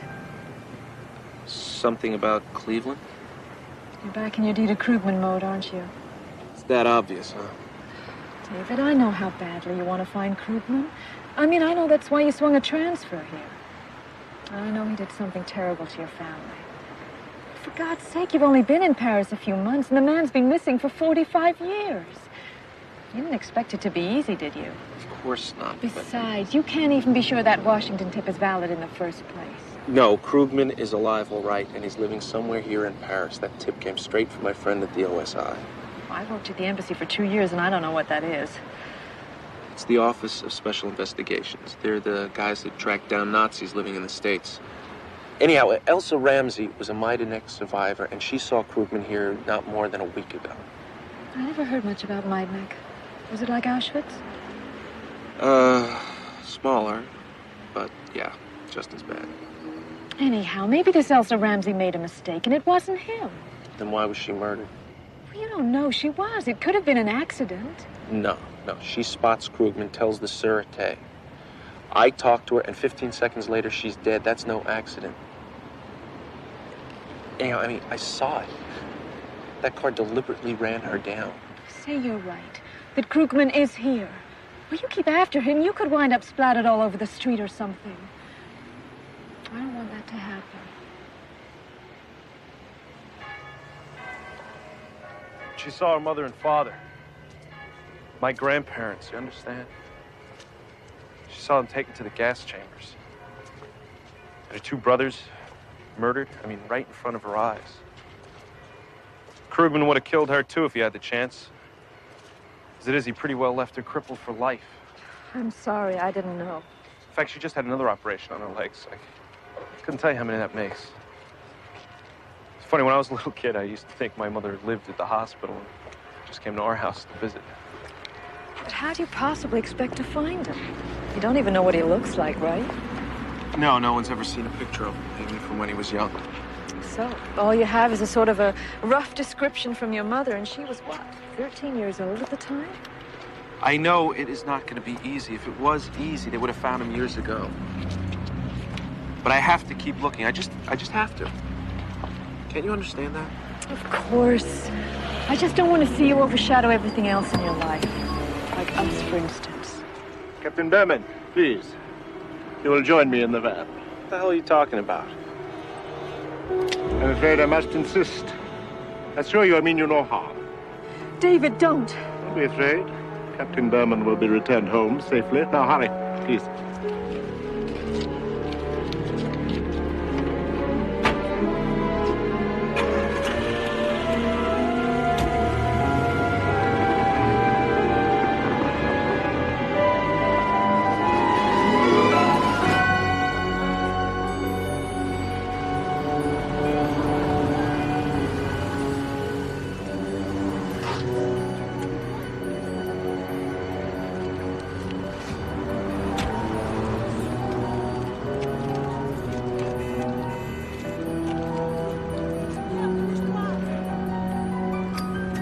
Okay, I think you better tell me what's going on. I must apologize to you for what may seem as cheap melodrama, but sometimes we are forced to take extreme measures. Yeah, who the hell is we? You do not need to know that. All you need to know, Captain, is that like you, for years we also have been searching for Dieter Krugman. And we believe now that he is here in Paris. Where is he? He goes by the name of Altman, Felix Altman, a successful businessman. Well, if you're so sure he's Krugman, why don't you go to the police? He's a wanted war criminal. Because, as yet, we lack sufficient evidence. All we have are rumors and one inconclusive photograph. A photograph?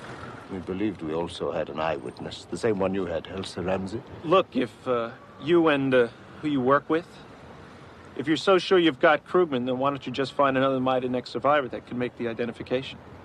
Because the death camp at Majdanek was just that, Captain. A death camp. Survivors were not the end product. That is why we need your help, Captain Berman.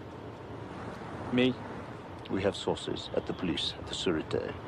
They told us of your interest in Krugman. We investigated and learned that your mother is a Majdanek survivor. We would like you to bring her to Paris so she can make the identification. I don't know.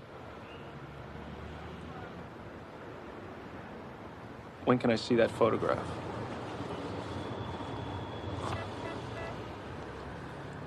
A rare picture.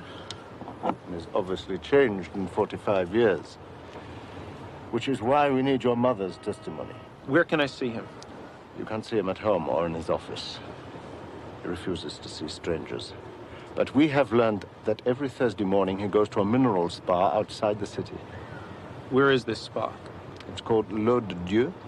It is near Barbizon. I'll go tomorrow. You have a car?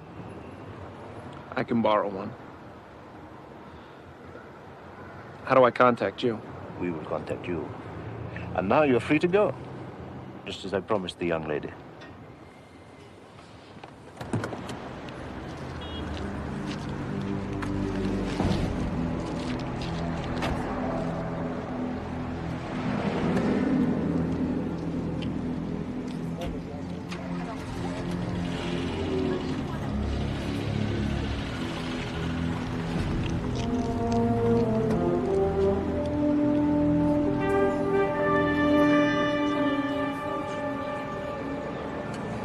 No, the major's a good guy.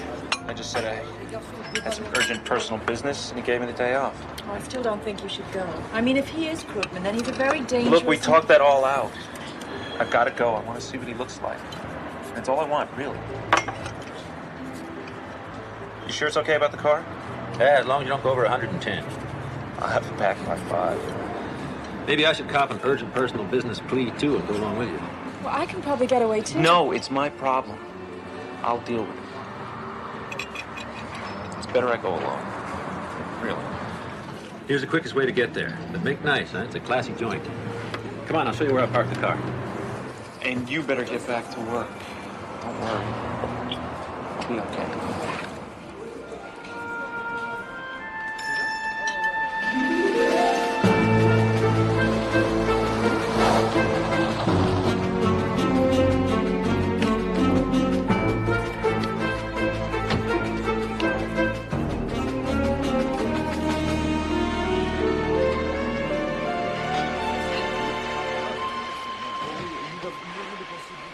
Monsieur Rondeau, oui, le 26, donc de 15h30 à 17h30. Parfait. Oui. Parlez anglais? Yes, I do. I have a message for Mr. Felix Altman. If you go through that door and down the stairs, you will find Mr. Altman in room 8.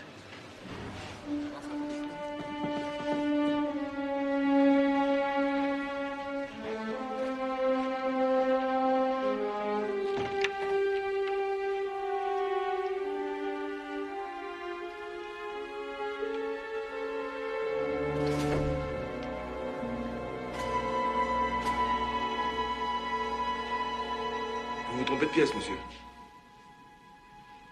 Is your name Altman? Yeah.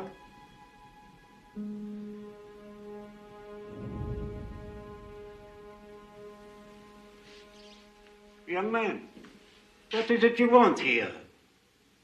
Out with it. It's not important. If you have something to say to me, then say it. I have nothing to say to you. I think you do.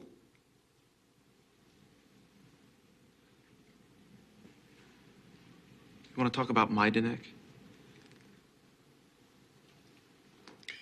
Leave us, please.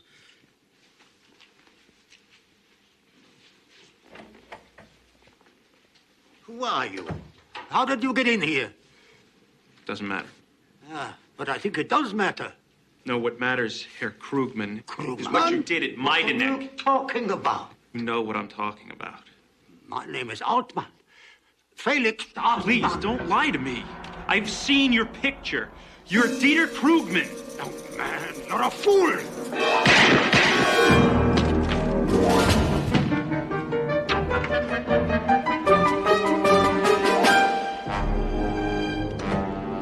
J'appelle la police.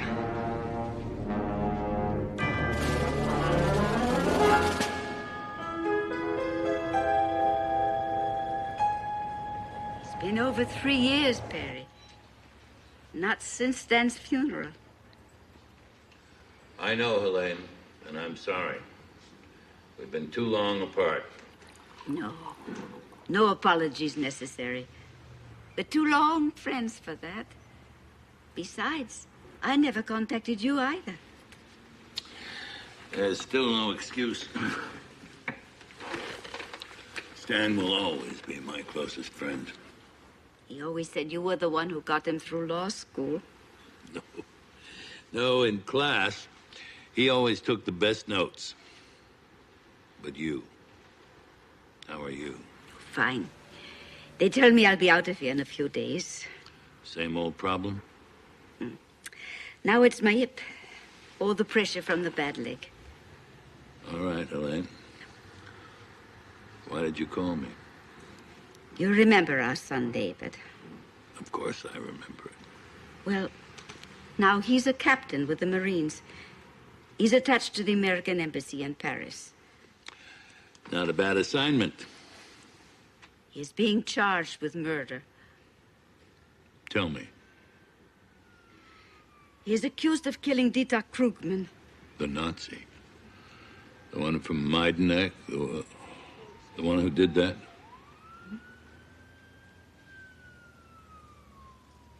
Could you help him, Perry?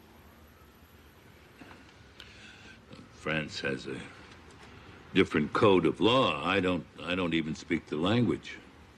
He told me on the telephone he thinks maybe he'll be turned over to the military for a court-martial.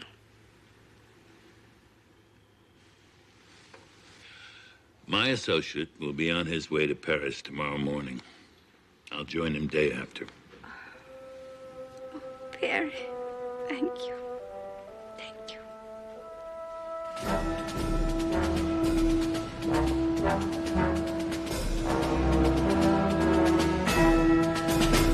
In the first place, why did you go out there? Because after all these years, I had to see him in the flesh. I had to know if it was really him. And it was Dieter Krugman. His wife admitted it to the press. Besides, he pretty much looked like the picture. It's funny, I was expecting to see some sort of vicious monster. All there was this pathetic old man. You don't know where the gun came from? I didn't even see it. I guess whoever shot him just tossed it on the floor. Could it have been the man who kidnapped you, the one in the van? David, we want to know the truth, all of it. Maybe in some kind of blind rage, you actually did kill him. No. You'd been hunting him for years. You'd been angry for years. You wanted revenge for years. Yes, but not that kind. Then what? I wanted to expose him to the world as the kind of monster he was, so that nobody would ever forget. What do they say? Those who don't remember the past are condemned to repeat it. Mr. Mason, my dad said that you were the best lawyer he ever knew. Will you do it? Will you represent me? You're entitled to military counsel. But I'd rather you handle it, by yourself, if possible. Well, David, it's been a long time since my court-martial days. But I imagine it'll all come back.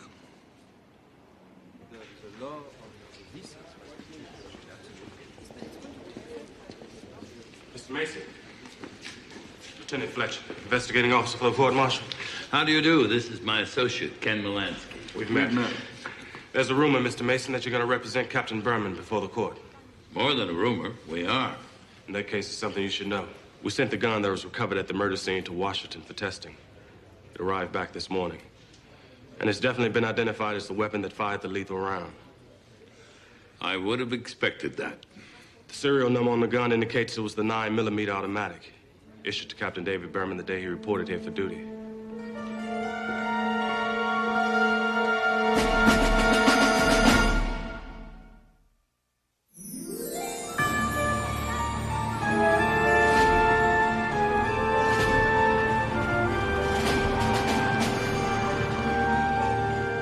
Of course, Mr. Mason, I'll be glad to help however I can. A thing like this reflects very badly on the entire consular service, even if it only involves a single Marine. You're talking about Moscow? Yes. By the way, Mr. Mason, I must tell you that I have already been interviewed by Lieutenant Fletcher, and I'm afraid I had to tell him the truth. Good. The truth is that it was common knowledge within the embassy that Captain Berman had this obsession, you'd have to call it, about finding Krugman. Mr. Ambassador, thank you. Please send Mr. Mitchell in. Here's some tangible help I can offer. Mr. Mitchell, come in, please.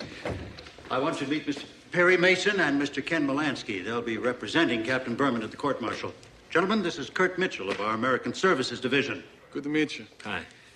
Mr. Mitchell is a close friend of Captain Berman, and I'm assigning him to you while you're here. He can also arrange to get you some clerical help. You speak French and German, don't you, Kurt?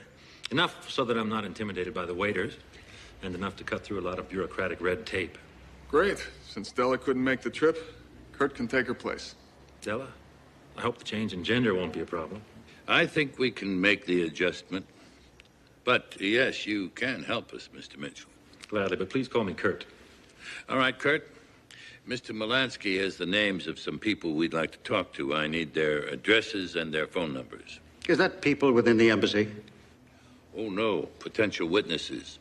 Altman's widow, the masseur at the spa, the family of that woman who was killed, Elsa Ramsey, and, oh, yes, one person at the embassy, Kathy Bramwell.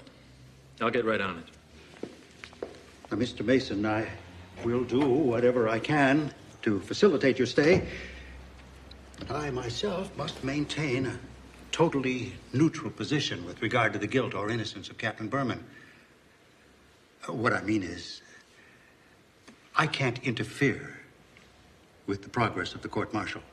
We wouldn't want it any other way, Mr. Ambassador. This is Berman's apartment. Look at this door jam. Obviously forced open. By whom, Mr. Mason? After Captain Berman left, the murderer could have broken in, found the gun, and then preceded David to the spa. Where they waited for Berman to arrive and then killed Altman. Or Krugman, rather. While Berman was still in the room with him. That's right. Or Captain Berman could have forced the door open himself. So it would look exactly the way you just theorized. Again, you're right. After all, Captain Berman knew the gun would be traced back to him. Why go to all that trouble? Why not just get another gun? Because as a foreigner, it wouldn't have been easy for him to procure one. And besides, he didn't have the time. According to his own story, he only knew Krugman was going to be there the night before. Mr. Mason, I'm afraid all this just won't help your case very much. David's goal was to bring Krugman to justice, not to kill him. Well, maybe French justice wouldn't have been enough for him. As you probably know, France doesn't have capital punishment. Is everything all right? Not really. I have those telephone numbers and addresses that you requested. Well, thank you. Now I need a copy of the Uniform Code of Military Justice. I'll have one sent over to your hotel, Mr. Mason. Well, Lieutenant, thank you for all your help.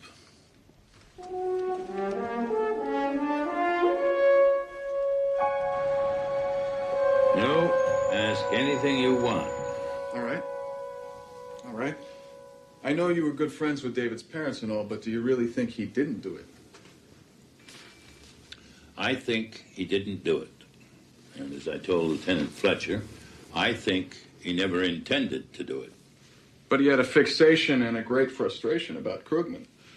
Elaine told me all David ever talked about was trying to find Krugman, have him tried publicly in France, under the crimes against humanity laws. Yeah, but why France? Why not some other country that has capital punishment?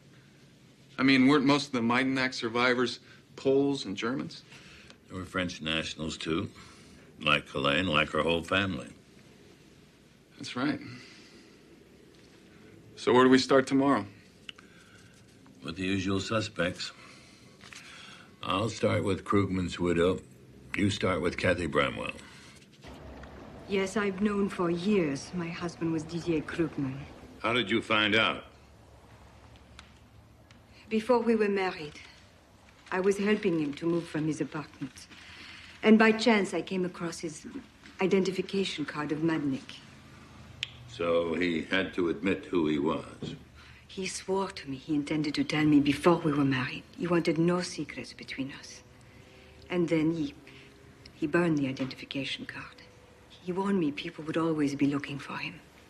Madame Altman, did you know the kind of man Dieter Krugman was? I knew the kind of man people thought he was. And still you married him? You did not know Felix, Mr. Mason. He was a kind and decent man. It is impossible to believe he was the monster people claim.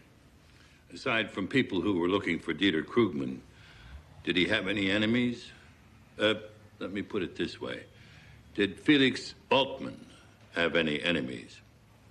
All successful businessmen have enemies, Mr. Mason. Any who hated him enough to want him killed? Well, there is one. I don't want to say he could have done it, but he was very angry with my husband. Go on. His name is André Marchand. And your husband found out André Marchand had embezzled several million francs from the business and fired him. How did you know that? Are the police looking into this embezzlement? Yes, of course. Thank you very much for your time, Madame Altman. Mr. Mason, you do not believe the American soldier murdered Felix? No, I do not. Do you have any pictures of your husband? I have none. He was always afraid someone would see the photograph and recognize him as Krugman. He led a very fearful life, monsieur. We both did.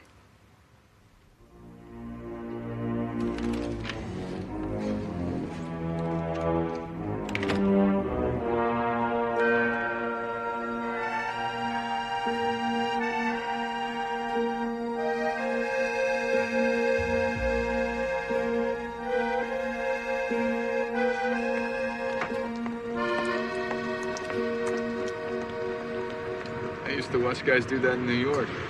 They mime in French there. Touché. Hey, how about that? Practically a native. Well, I guess we better get going. You probably have to be back at your desk.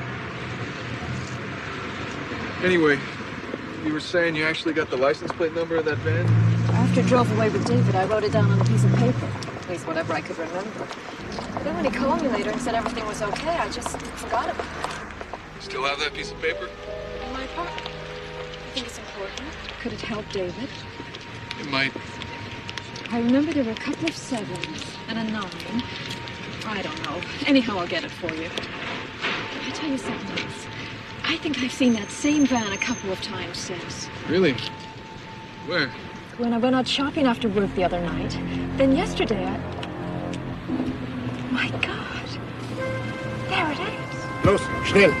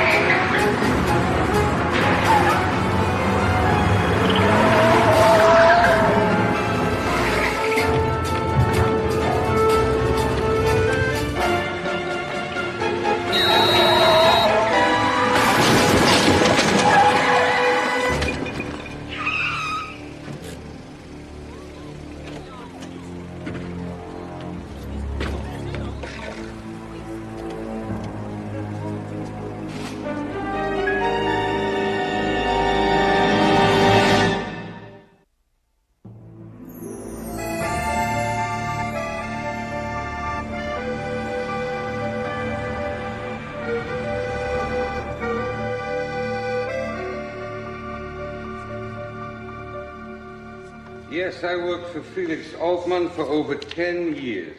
But this isn't one of his stores. It's mine. And he took all the money I made. 3 million francs. That you were told I embezzled from Altman. You see, I know what they say. But you did not do that.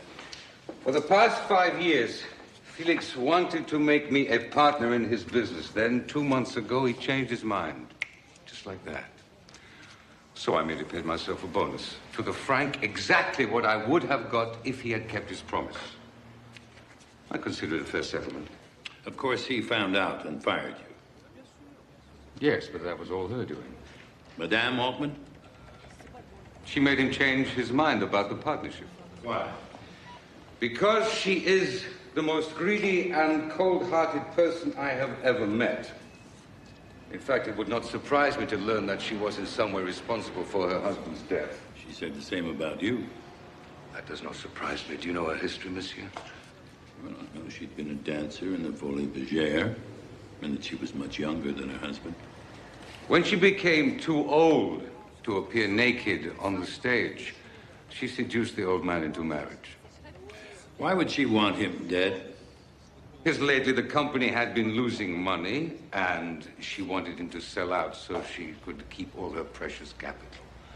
But he refused, so now she can keep the company, oh, and collect the insurance. I see. Tell me, Marchand, did you have any idea Felix Altman was really Dieter Krugman? No, but he was always a very private, very secretive man. Meanwhile, you're facing a charge of embezzlement. Which I'm sure will be withdrawn once all the facts are known. Well, they'll certainly have a harder time proving their case now that their chief witness is dead. Monsieur, I believe I am through answering your questions. Perhaps you are. Perhaps not.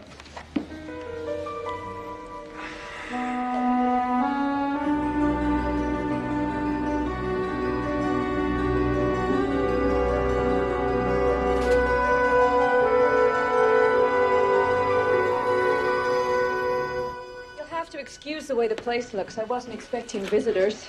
Don't worry about it. Anyhow, I know exactly where I put it.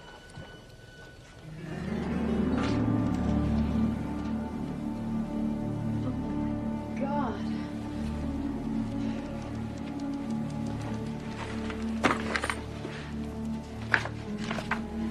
Maybe you weren't expecting visitors.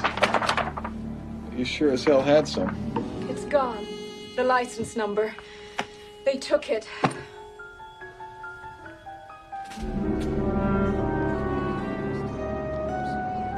Somebody is getting very proficient at breaking into apartments. It had to be the kidnapper. It would certainly look that way.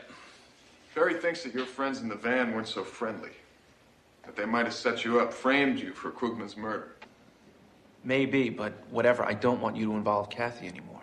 She's already involved. She saw your kidnapper, and as far as they know, she saw their license numbers. Well, then you've got to protect her. We'll do everything we can. Hello, Della. Right on time. How are you?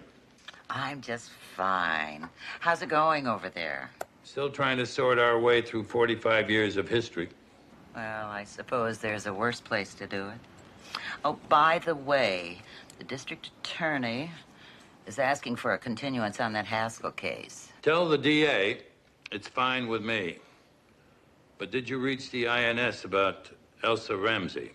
That's what I'm really calling about. Elsa Ramsey was born in Poland, Elsa Brodsky. And later, during the war, she was in Majdanek. After that, she married a GI by the name of Arthur Ramsey. He brought her back to Ohio, to his hometown, and then later they had a baby girl named Marie. What happened to Ramsey? From all the information I can gather, he just dropped out of sight when the daughter was about 13. Where's the daughter now? She's living right there in Paris, working for a designer named Vicky Teal. Oh, that's interesting. Good work. All right, enough about business. How are you? Are you all right? All right. Why wouldn't I be? Well, you know when you're over there, you eat that rich food. Rich food? Here in Paris? Della, you're imagining things. Say hello for me. Ken sends his regards. Meanwhile, I'll check with you every day.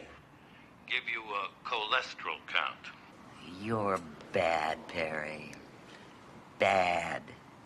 Bad, bad, bad. Bye, Della. I would like you to talk to a woman named Marie Ramsey.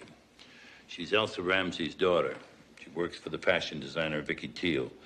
Find out if she has anything that might link the Krugman murder to her mother's murder. Look, I don't want to sound paranoid, but I really am worried about Kathy. If that van is following her... Don't worry, David. Two can play at that game.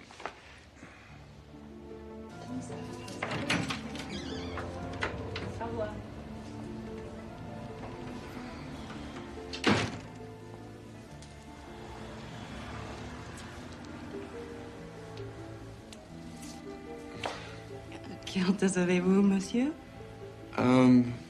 You speak English? Probably better than I speak French. Oh. What does a dress like this go for, anyway? 8,400 francs. Ugh. Wow, that's, $1,200? Closer to 14. Your name Marie Ramsey? Mm-hmm. Mind if I ask you a few questions? About the dress? About your mother. Yes, I would mind. I don't like people who make me feel like a fool. Wait a second. I've never been to a place like this before. I was curious about the dress. But that's not why you came in here, is it? You came in to pry about my mother. Look, I'm a lawyer from the States. I work with another attorney named Perry Mason. We're representing David Berman, the Marine who's accused of killing Dieter Krugman. And you don't think he did it? No, we don't. That's why I'm here. Maybe you better explain that. All right. We're trying to find if there's a connection between your mother's death and Krugman. He's the one who murdered her. What makes you think that? It had to be him. My mother didn't have an enemy in the world except for Dieter Krugman. And your mother thought she saw him 2 weeks ago on the street? She did see him. She went to the Sarate, but they said there was nothing they could do for her.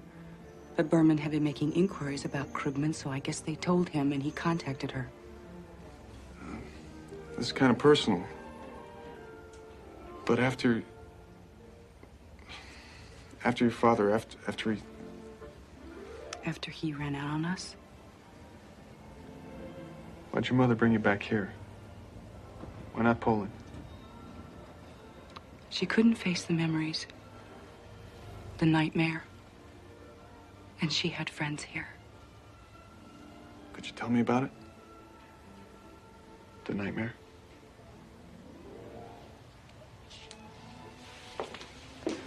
I'm afraid I have to get back to the showroom right now. I got all the time in the world.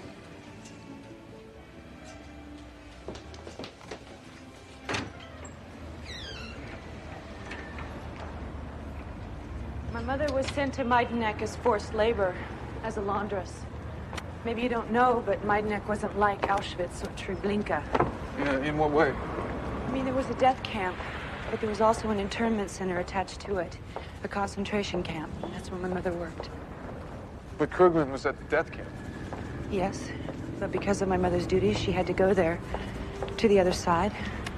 And Krugman was famous, if that's the word, even then. That's how she recognized him here. But how could she after 45 years? Well, she said he changed, but she could never forget his eyes. You looked into them and you actually saw the face of evil. Besides, she had a picture. Picture? Of her and a lot of the other Majdanek staff, including Krugman. She said how ashamed she was being forced to pose for those animals. But she kept it because she never wanted to forget how bad life could get. Look, Miss Ramsey. Is it possible I could see that picture you were talking about? I've never seen it myself, and I've stored my mother's things. Yeah, it might be important. I'd have to go through the boxes tonight or in the morning. Come on, I'd really appreciate it. All right. I'll come by and pick it up tomorrow. Hello? If I find it, why don't I just send it to your hotel? Molansky? No. Wait a second. That's me. Your name's Molansky? Molansky, Borowski. Maybe we're even related. Hello? Yeah, Perry. No kidding. Where? Okay, I'm on my way. I'll see you tomorrow.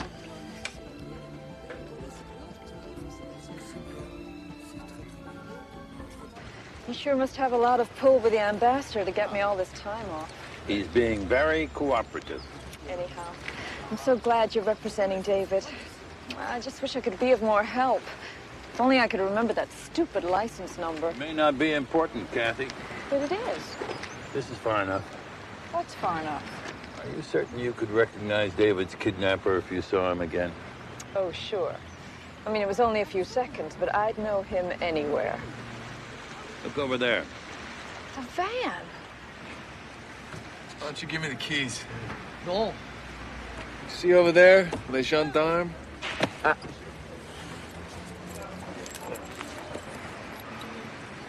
Been following us since we started our little walk. Well, what can we do? What we can do has been done. Let's go.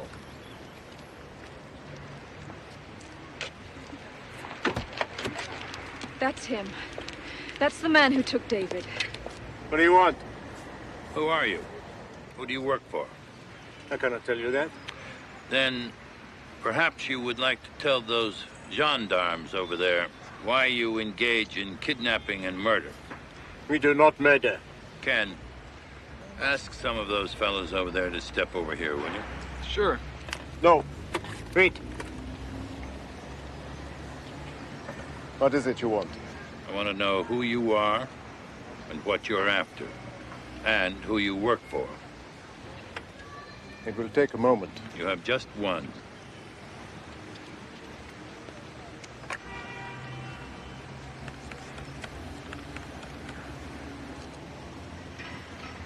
Nou, geben Sie ihn mir bitte. Ich bin hier mit David Bermans Werksanwalt. Droht Ihnen mit der Polizei, wenn Sie nichts sprechen darf. Also dann. You'll be at the Trocadero at 6:45 tonight. A car will pick you up and you will come alone. I want some identification from you. A passport, driver's license. I'll return it tonight.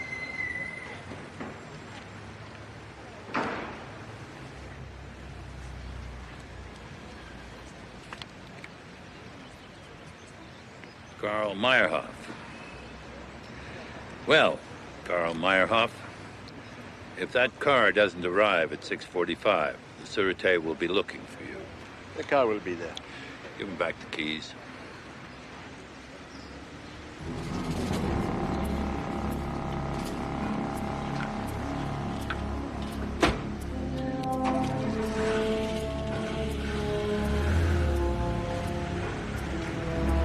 I don't like it. You're taking a big chance.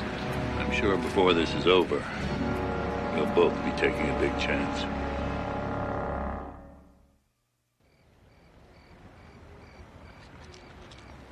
So you asked the Sûreté about Meyerhoff?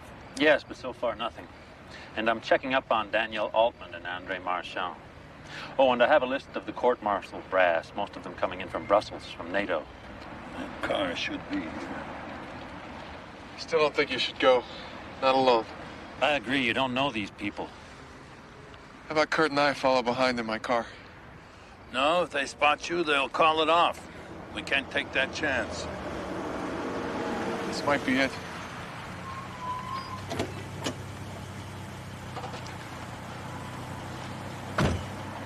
Have a pen? Here's the number Meyerhoff punched in on his mobile phone. If I'm not back in 2 hours, give it to the Sûreté. My orders are that you come alone. My friends just came to see me off.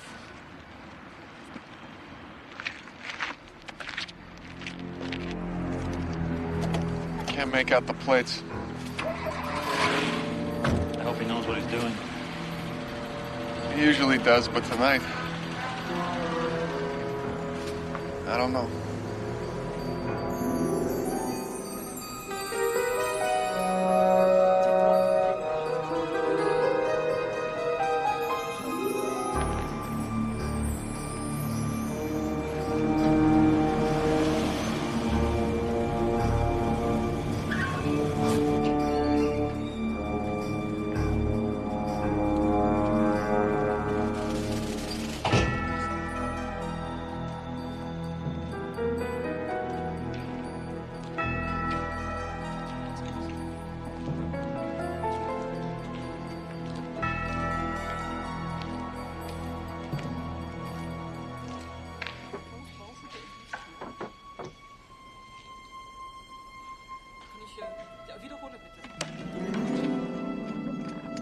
Carl, chair for our guest.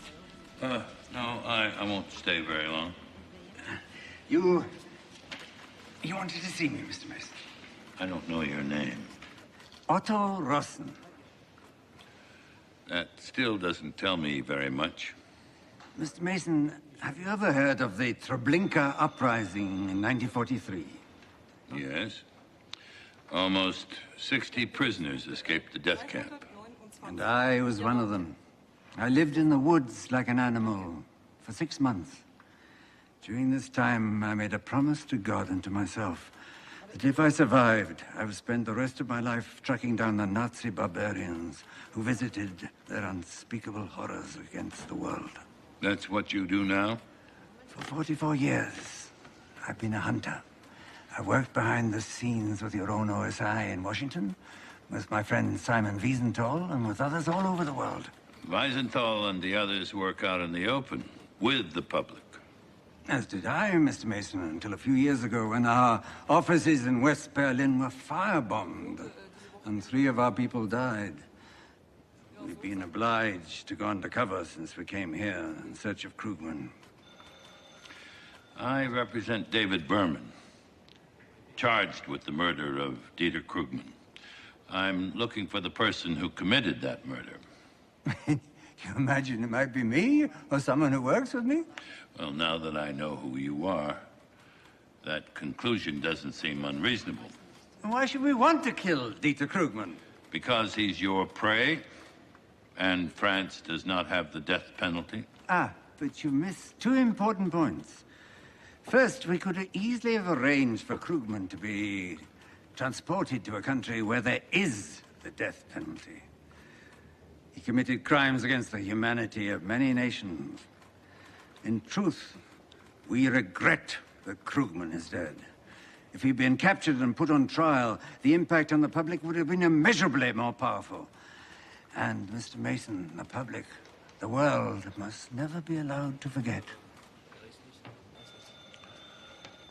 But I still don't know why you have to go in for so much cloak and dagger, so much secrecy.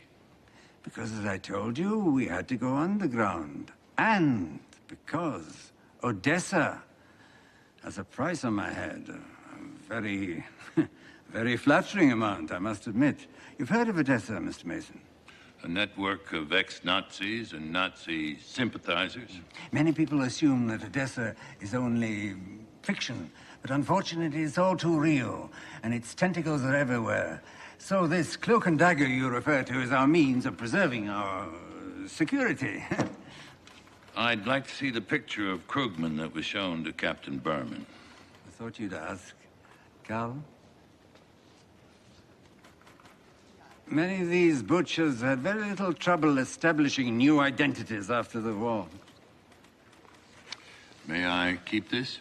Of course. I know your reputation. And if Captain Berman is innocent, he has nothing to fear. I shall have you driven back to your hotel. Good night, Mr. Mason. Good night, Mr. Rosen.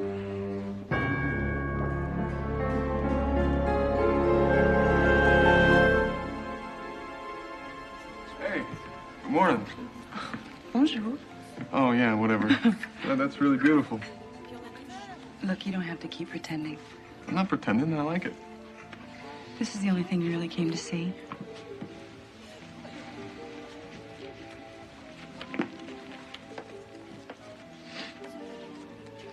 My mother's the one on the right. Which one's Krugman? She didn't say. She never talked about it. Too painful, she said. Anyhow, you keep it as long as you need it, but I'd like it back.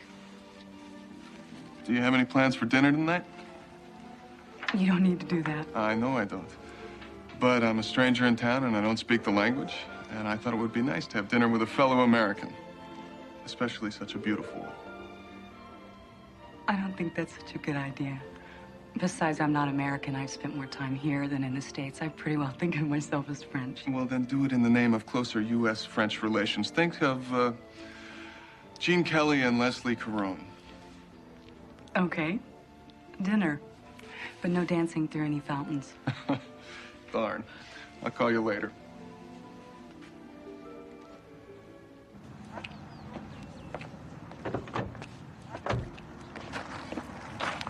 Well, we sure got here a lot faster than I did the other day.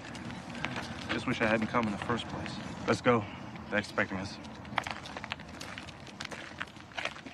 And I was standing right here, and the shot sounded like it came from right behind me. Next thing I knew, they grabbed me, and that's all I really know.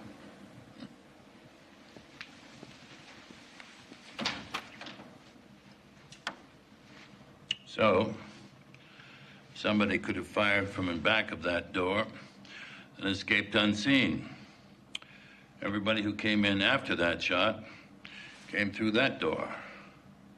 Where does this door lead? To the wedge room. Does it have an outside entrance? Well, that's one theory, Mr. Mason.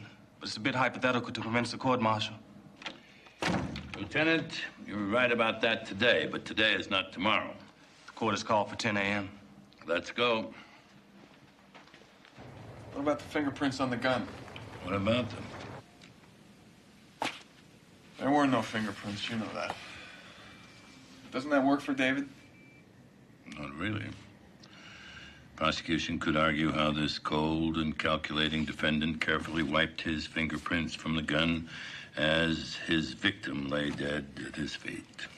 And what does that leave us with? I mean, if David didn't do it, then who did? You tell me. Danielle Altman for the money? It's possible.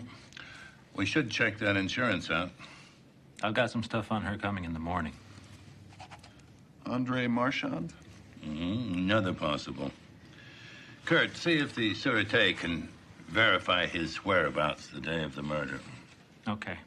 But my source says he may have some other important information than Marchand. What about Meyerhoff or this Otto Rosen? No. After what you told me, they're off the list. Who else? I got no idea. Maybe somebody we don't know of yet? Maybe another Majdanek survivor. There is another possibility. Who? Compare that photo with the one you got from Marie Ramsey. This one's from Rosen? Yep.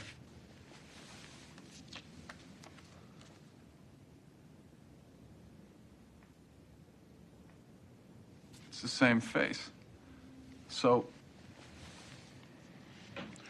Elsa Ramsey did recognize Krugman on the street and was probably killed for it. So who is this other suspect?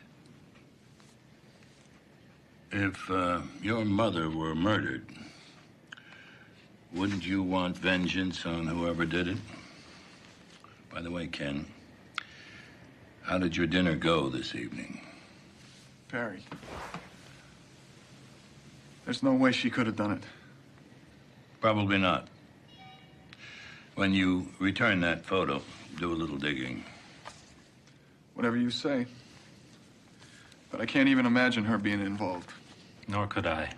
Gentlemen, the court-martial starts at 10 a.m. in the morning. Puis-je vous être utile? We'd like to speak to Madame Altman. I'm sorry. Madame Altman is in conference and cannot be disturbed. Again, see that we have an appointment, will you? No problem. Just a moment, monsieur. You can go in there. Actually, it's very easy. I've been here before. Remember? You'd better stay, Marchand. I'm glad to find the two of you together. It saves me a visit. What do you want? I thought we'd share some information. We're not interested. I certainly was. You see, the Sûreté has no report of any embezzlement by Marchand. I suspect there wasn't any. I think you'd better go now. What happened was your husband discovered that you and Marchand had been having an affair. You don't know what you're talking about. So he fired you and threatened to divorce you. If you do not go now, I will call the security. He was ashamed to let anyone around him know how he'd been betrayed, so he concocted the cover story of an embezzlement. After he was dead, it suited your purpose to let the story stand. When we talked, each of you pointed an accusing finger at the other to disguise the fact that you were lovers. Why would we do that? So nobody would guess you had a definite motive to kill your husband? And what would that be? Get him out of the way before he could divorce you.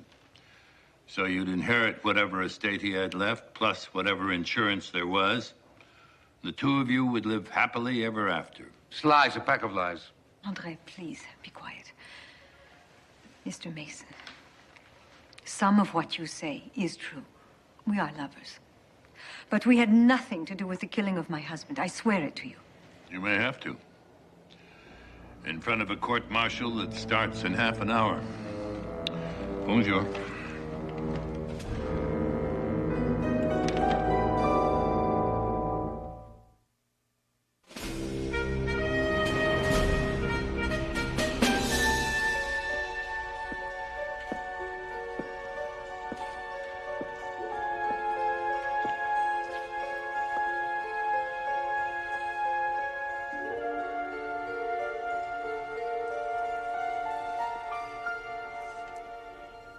Yes, sir. As soon as the local Sûreté was given proof that Captain Berman carried a diplomatic passport, both he and the gun found at the scene were turned over to me. And you had the gun sent on to Washington? Yes, sir, to Corps headquarters, along with the bullet taken from the deceased body. They forwarded both items to the Department of Defense, where Marine Intelligence made ballistics tests. Excuse me, Mr. President. Defense is willing to stipulate that the gun found at the murder scene was the same weapon that fired the fatal bullet. Thank you, Counselor. In that case, I have no further questions for Lieutenant Fletcher. No questions. Thank you, Lieutenant Fletcher. You may step down. Please call your next witness. Master Sergeant Frederick Hansen. The serial number on the 9mm automatic that Lieutenant Fletcher gave me corresponded to the serial number on the gun that I myself issued to Captain Berman on the 6th of August of this year. The date he reported for duty at the embassy here? You're sure? I keep very careful records, sir. As a matter of fact, I brought them with me if you'd like to show them to the court. Defense will stipulate the gun that killed the deceased was the same gun issued to the defendant. Thank you, Mr. Mason. No questions, sir. No questions. Thank you, Sergeant Hansen. Colonel Calvelli, you may call your next witness. Sir, I'm afraid he isn't here yet. I didn't expect all these stipulations from the defense, and I told him 11 o'clock. Well, in that case, we'll call a short recess. Court will resume at 11:30. Colonel Calvelli, you will inform us if there are any additional schedule problems? Of course, sir. Is that good? Never hurts to rattle the other side a little. We could use a little more time. Good news, Mr. Mason. At least I think it is. There was a 10 million franc insurance policy on Altman's life, and Danielle Altman is the sole beneficiary. Interesting. But that still only goes to motive. We need a lot more. I have things to do. Lieutenant Fletcher, why don't we all get a cup of coffee?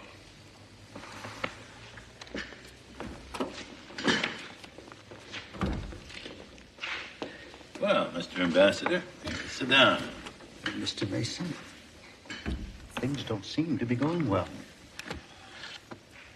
I'd like to ask you for a little help. Certainly. Perhaps someone in the State Department could contact the Soviet Procurator General's office in Moscow. The Soviets? What for? The Russians liberated Majdanek in 45, and they'd still have all the records. I'd like to see everything they have on Dieter Krugman.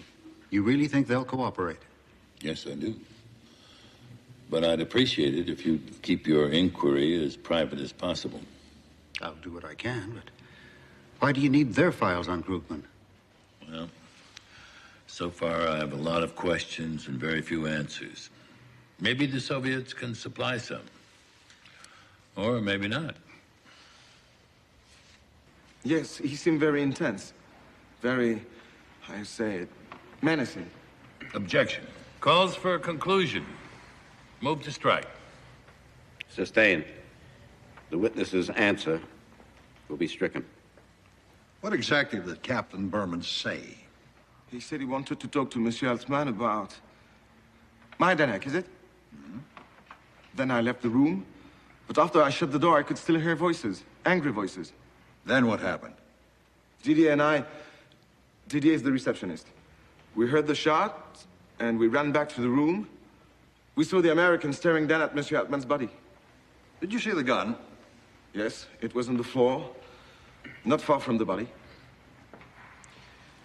And this American that you saw, is he here in this courtroom today? Well, he's seated right over there. Indicating the defendant, Captain Berman. Sir, no further questions. Monsieur Dario, could you tell us if there's another door to that room other than the one leading to the hallway? Yes, it leads to a room that's used for storage. And from there is a door leading to the outside. What? So, it's entirely possible that some other person could have hidden behind that door, shot Monsieur Altman, and then escaped without being seen. It is possible, I suppose, but I didn't see any such person. Thank you, Monsieur Dario. And neither did anyone else.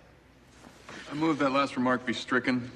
The court will please disregard the witness's unsolicited response. No, it's not going too well. But we haven't been up the bat yet. So will you be going right back to the States after the trial? I don't know. Why? Just thought since you were here, you might take some vacation time.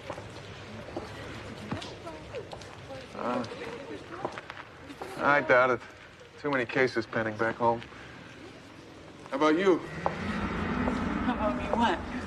Oh, you think you'll come back? To the States? Why would I? Well, it was your mother's idea to come here, and, well, you know. I told you, this is my home now. But, what if you were to get involved with some Americans? Where is it written that a woman has to follow a man? I mean, if a man truly cared, couldn't he think about relocating here? Makes sense, I guess. Look, there's something I gotta ask you. That sounds a little ominous. Not really. After your mother died, did you ever try to find Krugman yourself? Why do you want to know? No reason. I mean, it just seems like it would be kind of a natural instinct to want to find Krugman. Bring him to justice. Is that what this is all about? You really want to cross-examine me, accuse me of murder? Marie, wait a second. No, you know what you are? You know what your problem is? You're fake. You just don't say what you want. You always have to enter into some stupid little game. Marie, Now, wait a just second. give me my picture back and leave me alone. All right?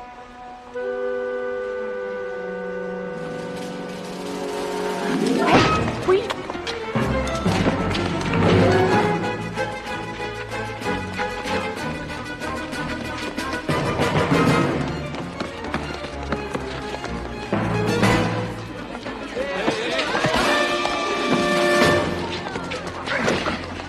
Aidez-moi! Aidez-moi, c'est un voleur! Il va me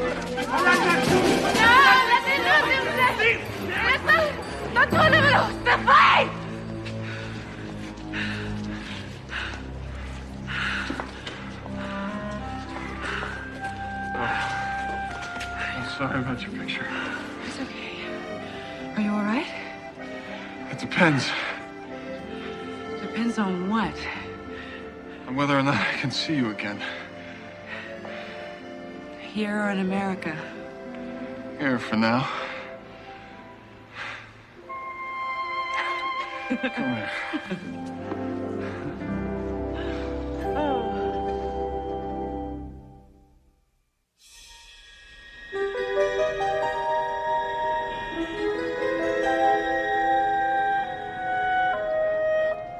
What I don't understand is why anybody would want that picture so badly. Don't worry about it. The security people at the embassy made me copies yesterday. Good. Give one to Marie.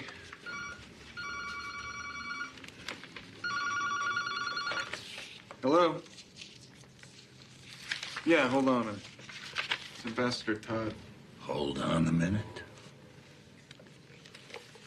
Mr. Ambassador? Good. Yes, I hope so, too. And Mr. Ambassador, thank you. Thank you very much. The Russians are cooperating. We should be getting their Krugman file by courier sometime around noon tomorrow. I hope it helps. France may not have the death penalty, but a U.S. court-martial does.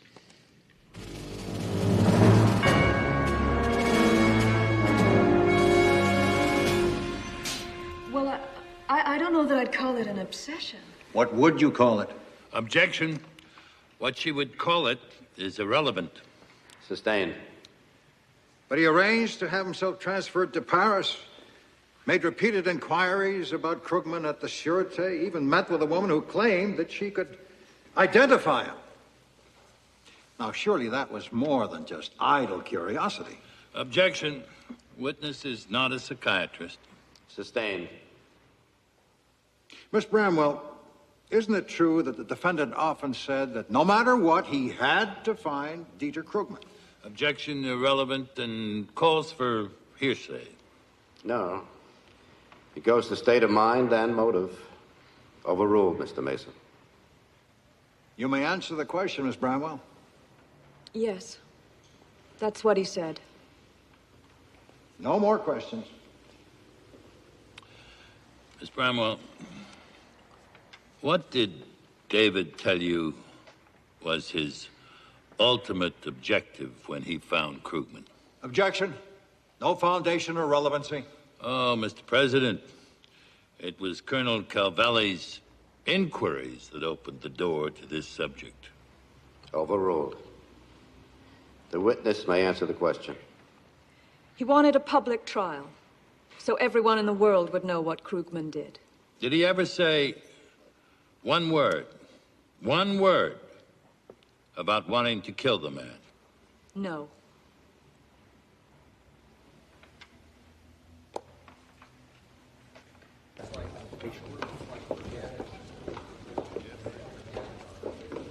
Looks like the prosecution will wrap things up this afternoon. Having proved their case, motive, weapon, opportunity. Here it is, Mr. Mason.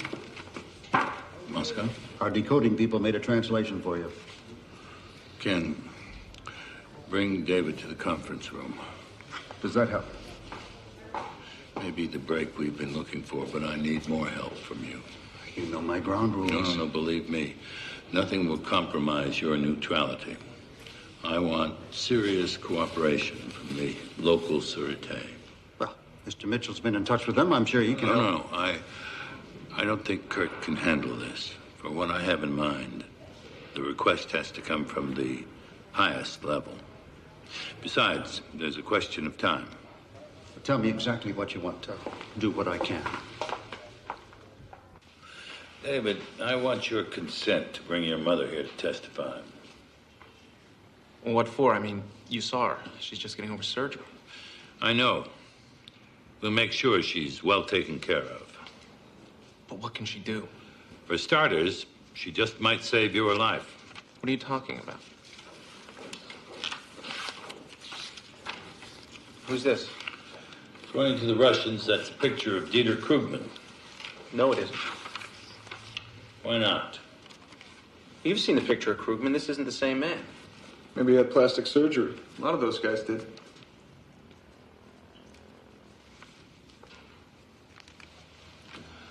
That is Krugman, right? Yes. Both photos show a man in SS uniform. Now, why would he have had plastic surgery before the war ended? Okay, you're right, he wouldn't. But it doesn't make sense. That's why I need your mother here, to explain the discrepancy. She's very fragile, Mr. Mason. She's always been.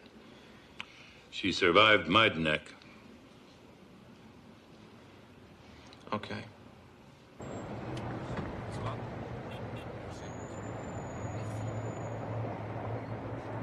Yes, I talked to the doctor, and he said it's all right for her to travel. But, matter of fact, I think even if he'd said no, she would have come. That sounds like Helene, all right. When you talk to her, tell her Ken will meet her at the plane, and she'll be staying at the Royal Monceau with us. Right. I think you should know, though, Perry. Even with her faith in you, she's still very worried. Well, she's not the only one. But don't tell her that. Perry? Bye, Della. As you heard, I want you to meet Helene. I booked her on flight 1110, arriving Orly at noon. Please bring her directly to the embassy. What about the court-martial? Oh, Colonel Butler's giving us a one-day delay. Well, that's good. Good. Helene's testimony could be the key to this whole case.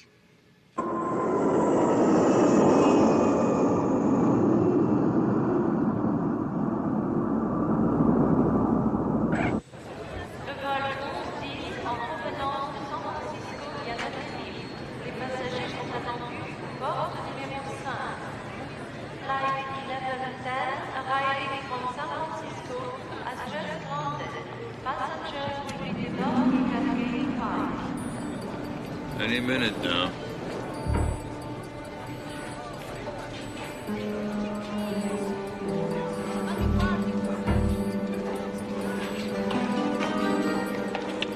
There he is.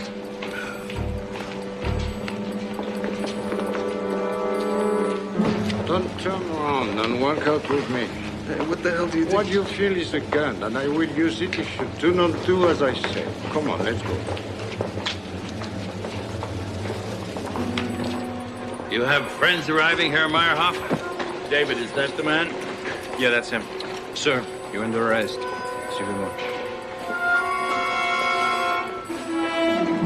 Tanto now. Mr. Mason. For a second, I thought everything got fouled up. Now what? We just let French justice take its course, head back to the hotel. Back to the hotel? What for? David's mother arrived 2 hours ago on the Concorde. Kathy's with her.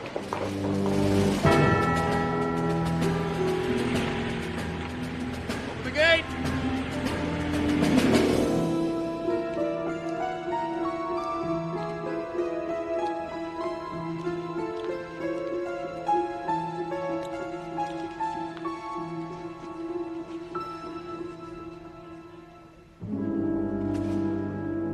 We were on the train for 3 days. My mother and father, my 2 brothers and me. And probably 70 others in one box car. And no food or water the last day and a half. How old were you? 15. My brothers were 14 and 17. Please go on. Finally, at dawn of the 4th day, the train stopped at Majdanek. They forced us to jump off the train. And I saw my mother and father shoved into a group of people and marched away. There were no goodbyes. I learned later they were taken directly to the gas chambers. Then my brothers and I, along with many other children our ages, were marched to some kind of a holding area. My brother Jean went up to this SS man and demanded to know where they had taken our parents. He did not answer, but he just raised this iron pipe he carried and smashed John to the ground with it. Then my other brother, Alan, ran to the man, and he also was smashed to the ground.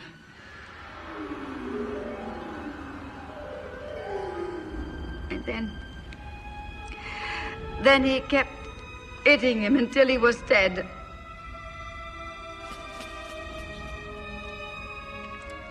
Somehow, Jean managed to get to his feet, and he went after the man, tried to knock him down.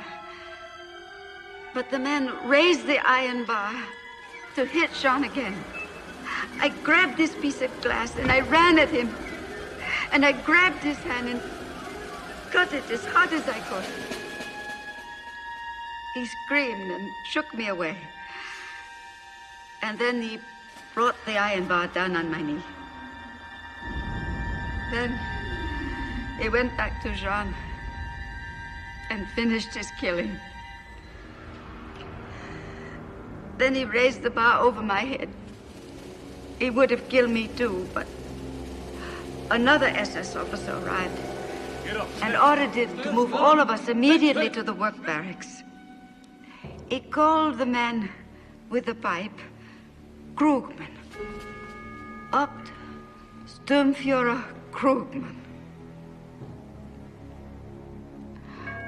I never saw him again. But I will remember his face until the day I die. Thank you, Miss Berman. I apologize for obliging you to relive that day. Now, I would like you to look at some photographs, if you will. Of course. These are photographs Mr. President already admitted into evidence.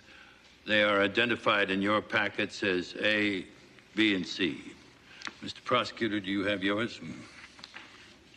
Mr. Melansky, photograph A, please.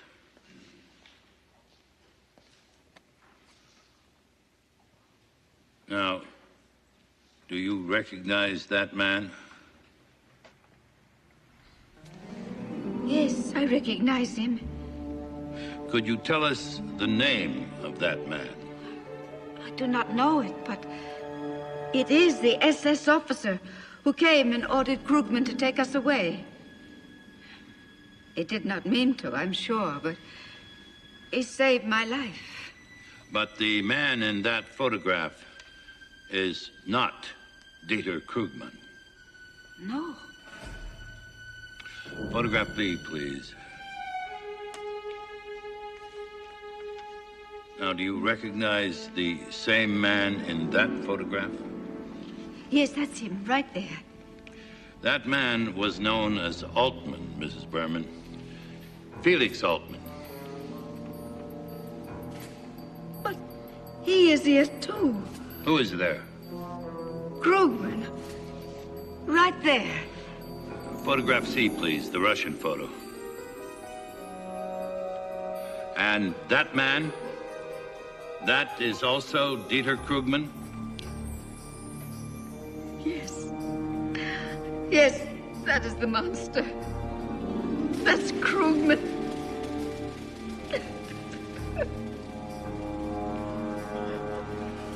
I'm sorry, Mrs. Berman. I'm sorry. I have no more questions of this witness. Colonel Calvelli? No questions, sir. That's all, madam.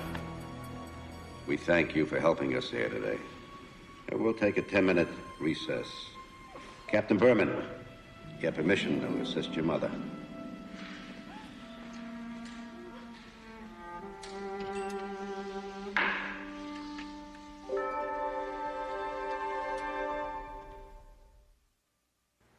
Yes, my husband's business was failing.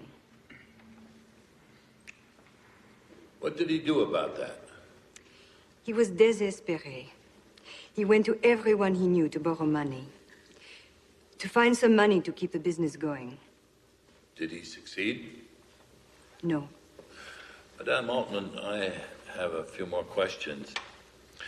But I must remind you that you are still under oath. Oui, I know. Madame, what was your husband's real name? Felix Meinhem. But he changed it to Altman. He did not want anyone to know he'd been stationed at Madnik. Then why did you lie? Why did you tell the authorities and the press after he died that your husband was really Dieter Krugman? Because someone threatened to kill me. And since Felix had been murdered, I did believe they would try to kill me too. Who, Madame Altman? Who threatened to kill you? A man named Karl Meyerhoff. What is your relationship to Otto Rosen? I work for him. And on his orders, did you kidnap David Berman? Yes. On his orders, did you follow and electronically eavesdrop on Miss Catherine Bramwell? Yes. On his orders, did you threaten Danielle Altman's life? Yes, but of course I would not have done it. On his orders, did you kill Elsa Ramsey? No, I've never killed anybody. I see. Tell me, Mr. Meyerhoff, why were you waiting for Helene Berman at the airport yesterday? All Rosen told me was that he wanted to talk to her before she appeared at this trial. So you were just going to spirit her off, and Rosen was just going to talk to her. That's what he said. Mr. Meyerhoff, did you know that Felix Altman was not Dieter Krugman? I only knew what Rosen told me.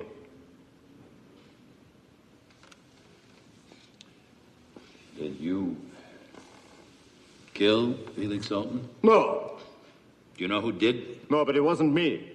I wasn't even in Paris that day. You can verify that. I already have. No further questions. Colonel Calvelli? No questions, sir. Defense calls Otto Rosen. Mr. Rosen, you do understand that your friend Meyerhoff has just testified. Yes. When your friend Meyerhoff called you to set up our meeting, I noted the number he punched on his mobile phone. I called that number the next day, found it was the office of a very prestigious brokerage house here in Paris. Really? Perhaps you made a mistake with the number, huh? Mr. Rosen, when we met, I asked why you were working underground. You gave me several answers, none of which I found satisfactory. I did some research. I found there'd been no bombing of any office in West Berlin 3 years ago, and that Mr. Wiesenthal had never heard of an Otto Rosen. Then came the question of identities. I'm grateful to the Russians for helping me sort it all out. Perhaps you will not be. I've no idea what you're talking about. Neither do I, Mr. President, and I must object to this whole line of inquiry as irrelevant. Irrelevant? Mr. President, the testimony of this witness is the essential part of our defense. And evidently, the defense is based on blue sky instead of on hard evidence. Mr. President, again, this is all irrelevant to the defendant's guilt or innocence. I assure the court, even the skeptical colonel, that the relevancy will quickly become apparent. Overruled. Mr. Rosen, I submit that the office where we met was a total fake. A piece of theater you designed to convince me that you were a Jew and a Nazi hunter. Well, I submit, Herr Rosen, that you were and are neither. Why should you say that? I'm Otto Rosen, and I have been a Nazi hunter for 44 years. I submit, Herr Rosen, that your real name is Krugman. Dieter Krugman. Dieter Krugman, you're insane. I'm Otto Rosen. Mr. President, I beg this court's indulgence. I wish to bring into this interrogation at this time a witness, an expert witness, purely for the purposes of identification. Go ahead, Mr. Mason. Mr. Molansky, Otto Rosen. Dieter Krugman. I submit it was you who ordered Felix Altman killed and had his wife threatened. That is a terrible lie. You and Altman knew each other. You knew each other was here in Paris, both successful businessmen. You felt safe, didn't you? For one to betray the other, he would have to betray himself. But when Altman's business began to collapse, he became desperate. He came to you. He demanded money. Demanded money, or he'd reveal your true identity. For Felix Altman, that was suicide. Yeah, it's an interesting theory, Mr. Mason, but it's a pity you have no proof for such wild charges. I call the court's attention to the file from Russia, entered as Defense Exhibit 3. You will note the description of Dieter Krugman. It includes the fact that he has a scar across the back of his right hand. Mr. Rosen, I would like you to show the court your right hand. You've no right to ask me anything. I'm a French citizen. Show the court your right hand.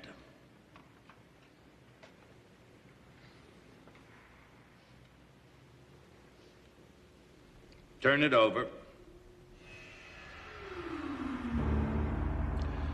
I wonder if that scar could have been made by a jagged piece of glass in the hands of a little girl some 45 years ago.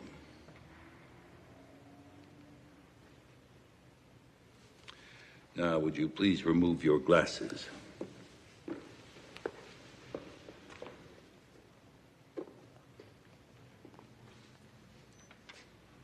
Remove your glasses. Mrs. Berman, do you recognize that man? Yes. The eyes of the devil. Krugman. I have no further questions of the witness. I have no questions, sir. I'm going to excuse this witness and suggest the Sûreté take him into immediate custody.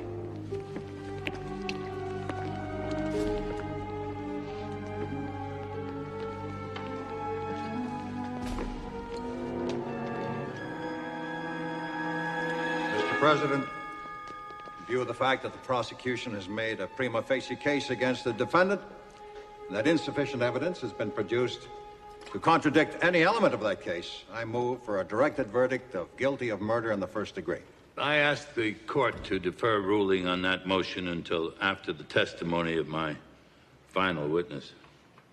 Mr. President, defense counsel continues to play his excruciating little delaying game, tantalizing us with this whole parade of mysterious witnesses, none of whom have disproved in the slightest the case against the defendant. Mr. President, this case is much more complicated than Colonel Calvelli seems able to comprehend. Certainly more complicated than any of us would wish. The charge against the defendant is very serious. I believe the court should give us every reasonable opportunity to prove his innocence. Mr. Mason, Colonel Calvelli's motion is somewhat irregular, but the point is well taken. If defense has some strong evidence to present us soon, let's hear it. Yes, sir. Call your next witness. Isn't it true, Mr. Mitchell, that although Ambassador Todd assigned you to work with Mr. Molansky and myself, it was you who asked for the assignment? Yes, of course I did. David's a good friend of mine. And you? Are you a good friend of David's? Excuse me? I can't excuse you. You know, a lot of things bothered me about this case. For instance, how did Meyerhoff know the defendant was going out to dinner the night he was kidnapped? How did the photo thief know Mr. Molansky was going to return the picture to Miss Ramsey that day? And how did Elsa Ramsey's killer know she had recognized Krugman on the street? According to her daughter, the only people she talked to were the Sûreté and the defendant. Suddenly, a great light hit me. You were the only one who knew all these things, because as David's friend, he confided in you. To be sure, you were the contact. I let you make the travel arrangements for David's mother. Sure enough, there was Karl Meyerhoff, waiting for her at the airport. The right time, the right gate. You're way off base, Mr. Mason. I had nothing to do with Rosen or Krugman or whatever his name is. How long have you been in Paris, Mr. Mitchell? 11 years. Why? 11 years. You recognize this? It looks like a paper napkin. And on it is your handwriting, is it not? I suppose so. Suppose? Is it your handwriting or is it not? It is. Those are the directions you wrote down for the defendant the day he drove out to the spa to see Felix Altman. So? So, you've lived in Paris for 11 years. And yet you give your friend directions that will take him at least 20 minutes longer than necessary. That's not true. Not true? Not true, Mr. Mitchell? All right, maybe I made a mistake. No mistake. You gave David Berman faulty directions. You gave yourself time to get to his apartment, steal his gun, precede him to the spa, and lie in wait to kill Felix Altman. What possible reason would I have to kill Altman? Mr. Mitchell, on your personnel records, you're listed as the son of Wilhelm and Gisela Mitchell, married in Milwaukee in 1956. Gisela, maiden name Krauss, immigrated to the United States in 1954. But your age here is listed as 37. That means that you're not the actual son of Wilhelm Mitchell, but a child of Gisela's from a former marriage. I would like to introduce into evidence a certified copy of a birth certificate obtained from the West German government. It lists the birth of one Kurt Johann Krugman, son of Gisela Kraus Krugman and Hans Krugman. In other words, Mr. Mitchell, you are the blood nephew of Dieter Krugman and a member of Odessa. That is a lie. That is a lie. Ein Mitglied von Odessa. Ja! Ich bin ein Krugmann. Und ich bin ein Top-Mitglied von Odessa. Und Sie werden sterben. You will die. Sergeant. Yes, sir. I move for a directed verdict of not guilty. Motion granted. The defendant is free to go. Hurt you.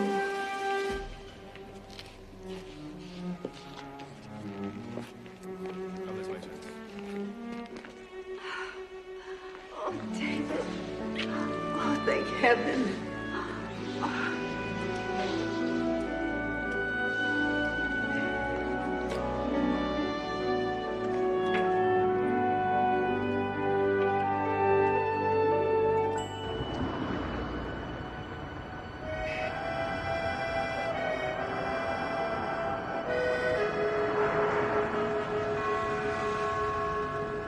I'm sorry you're going to have to stick around a few days to fill in those blanks for the Sûreté.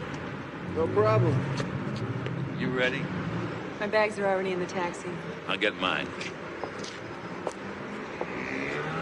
What are you talking about? Business. I have to go. Well, what about... I mean... Hell, this isn't fair. Well, I might still be there when you get back. Marie, if you think I'm going to let you get away without kissing you goodbye, you're crazy.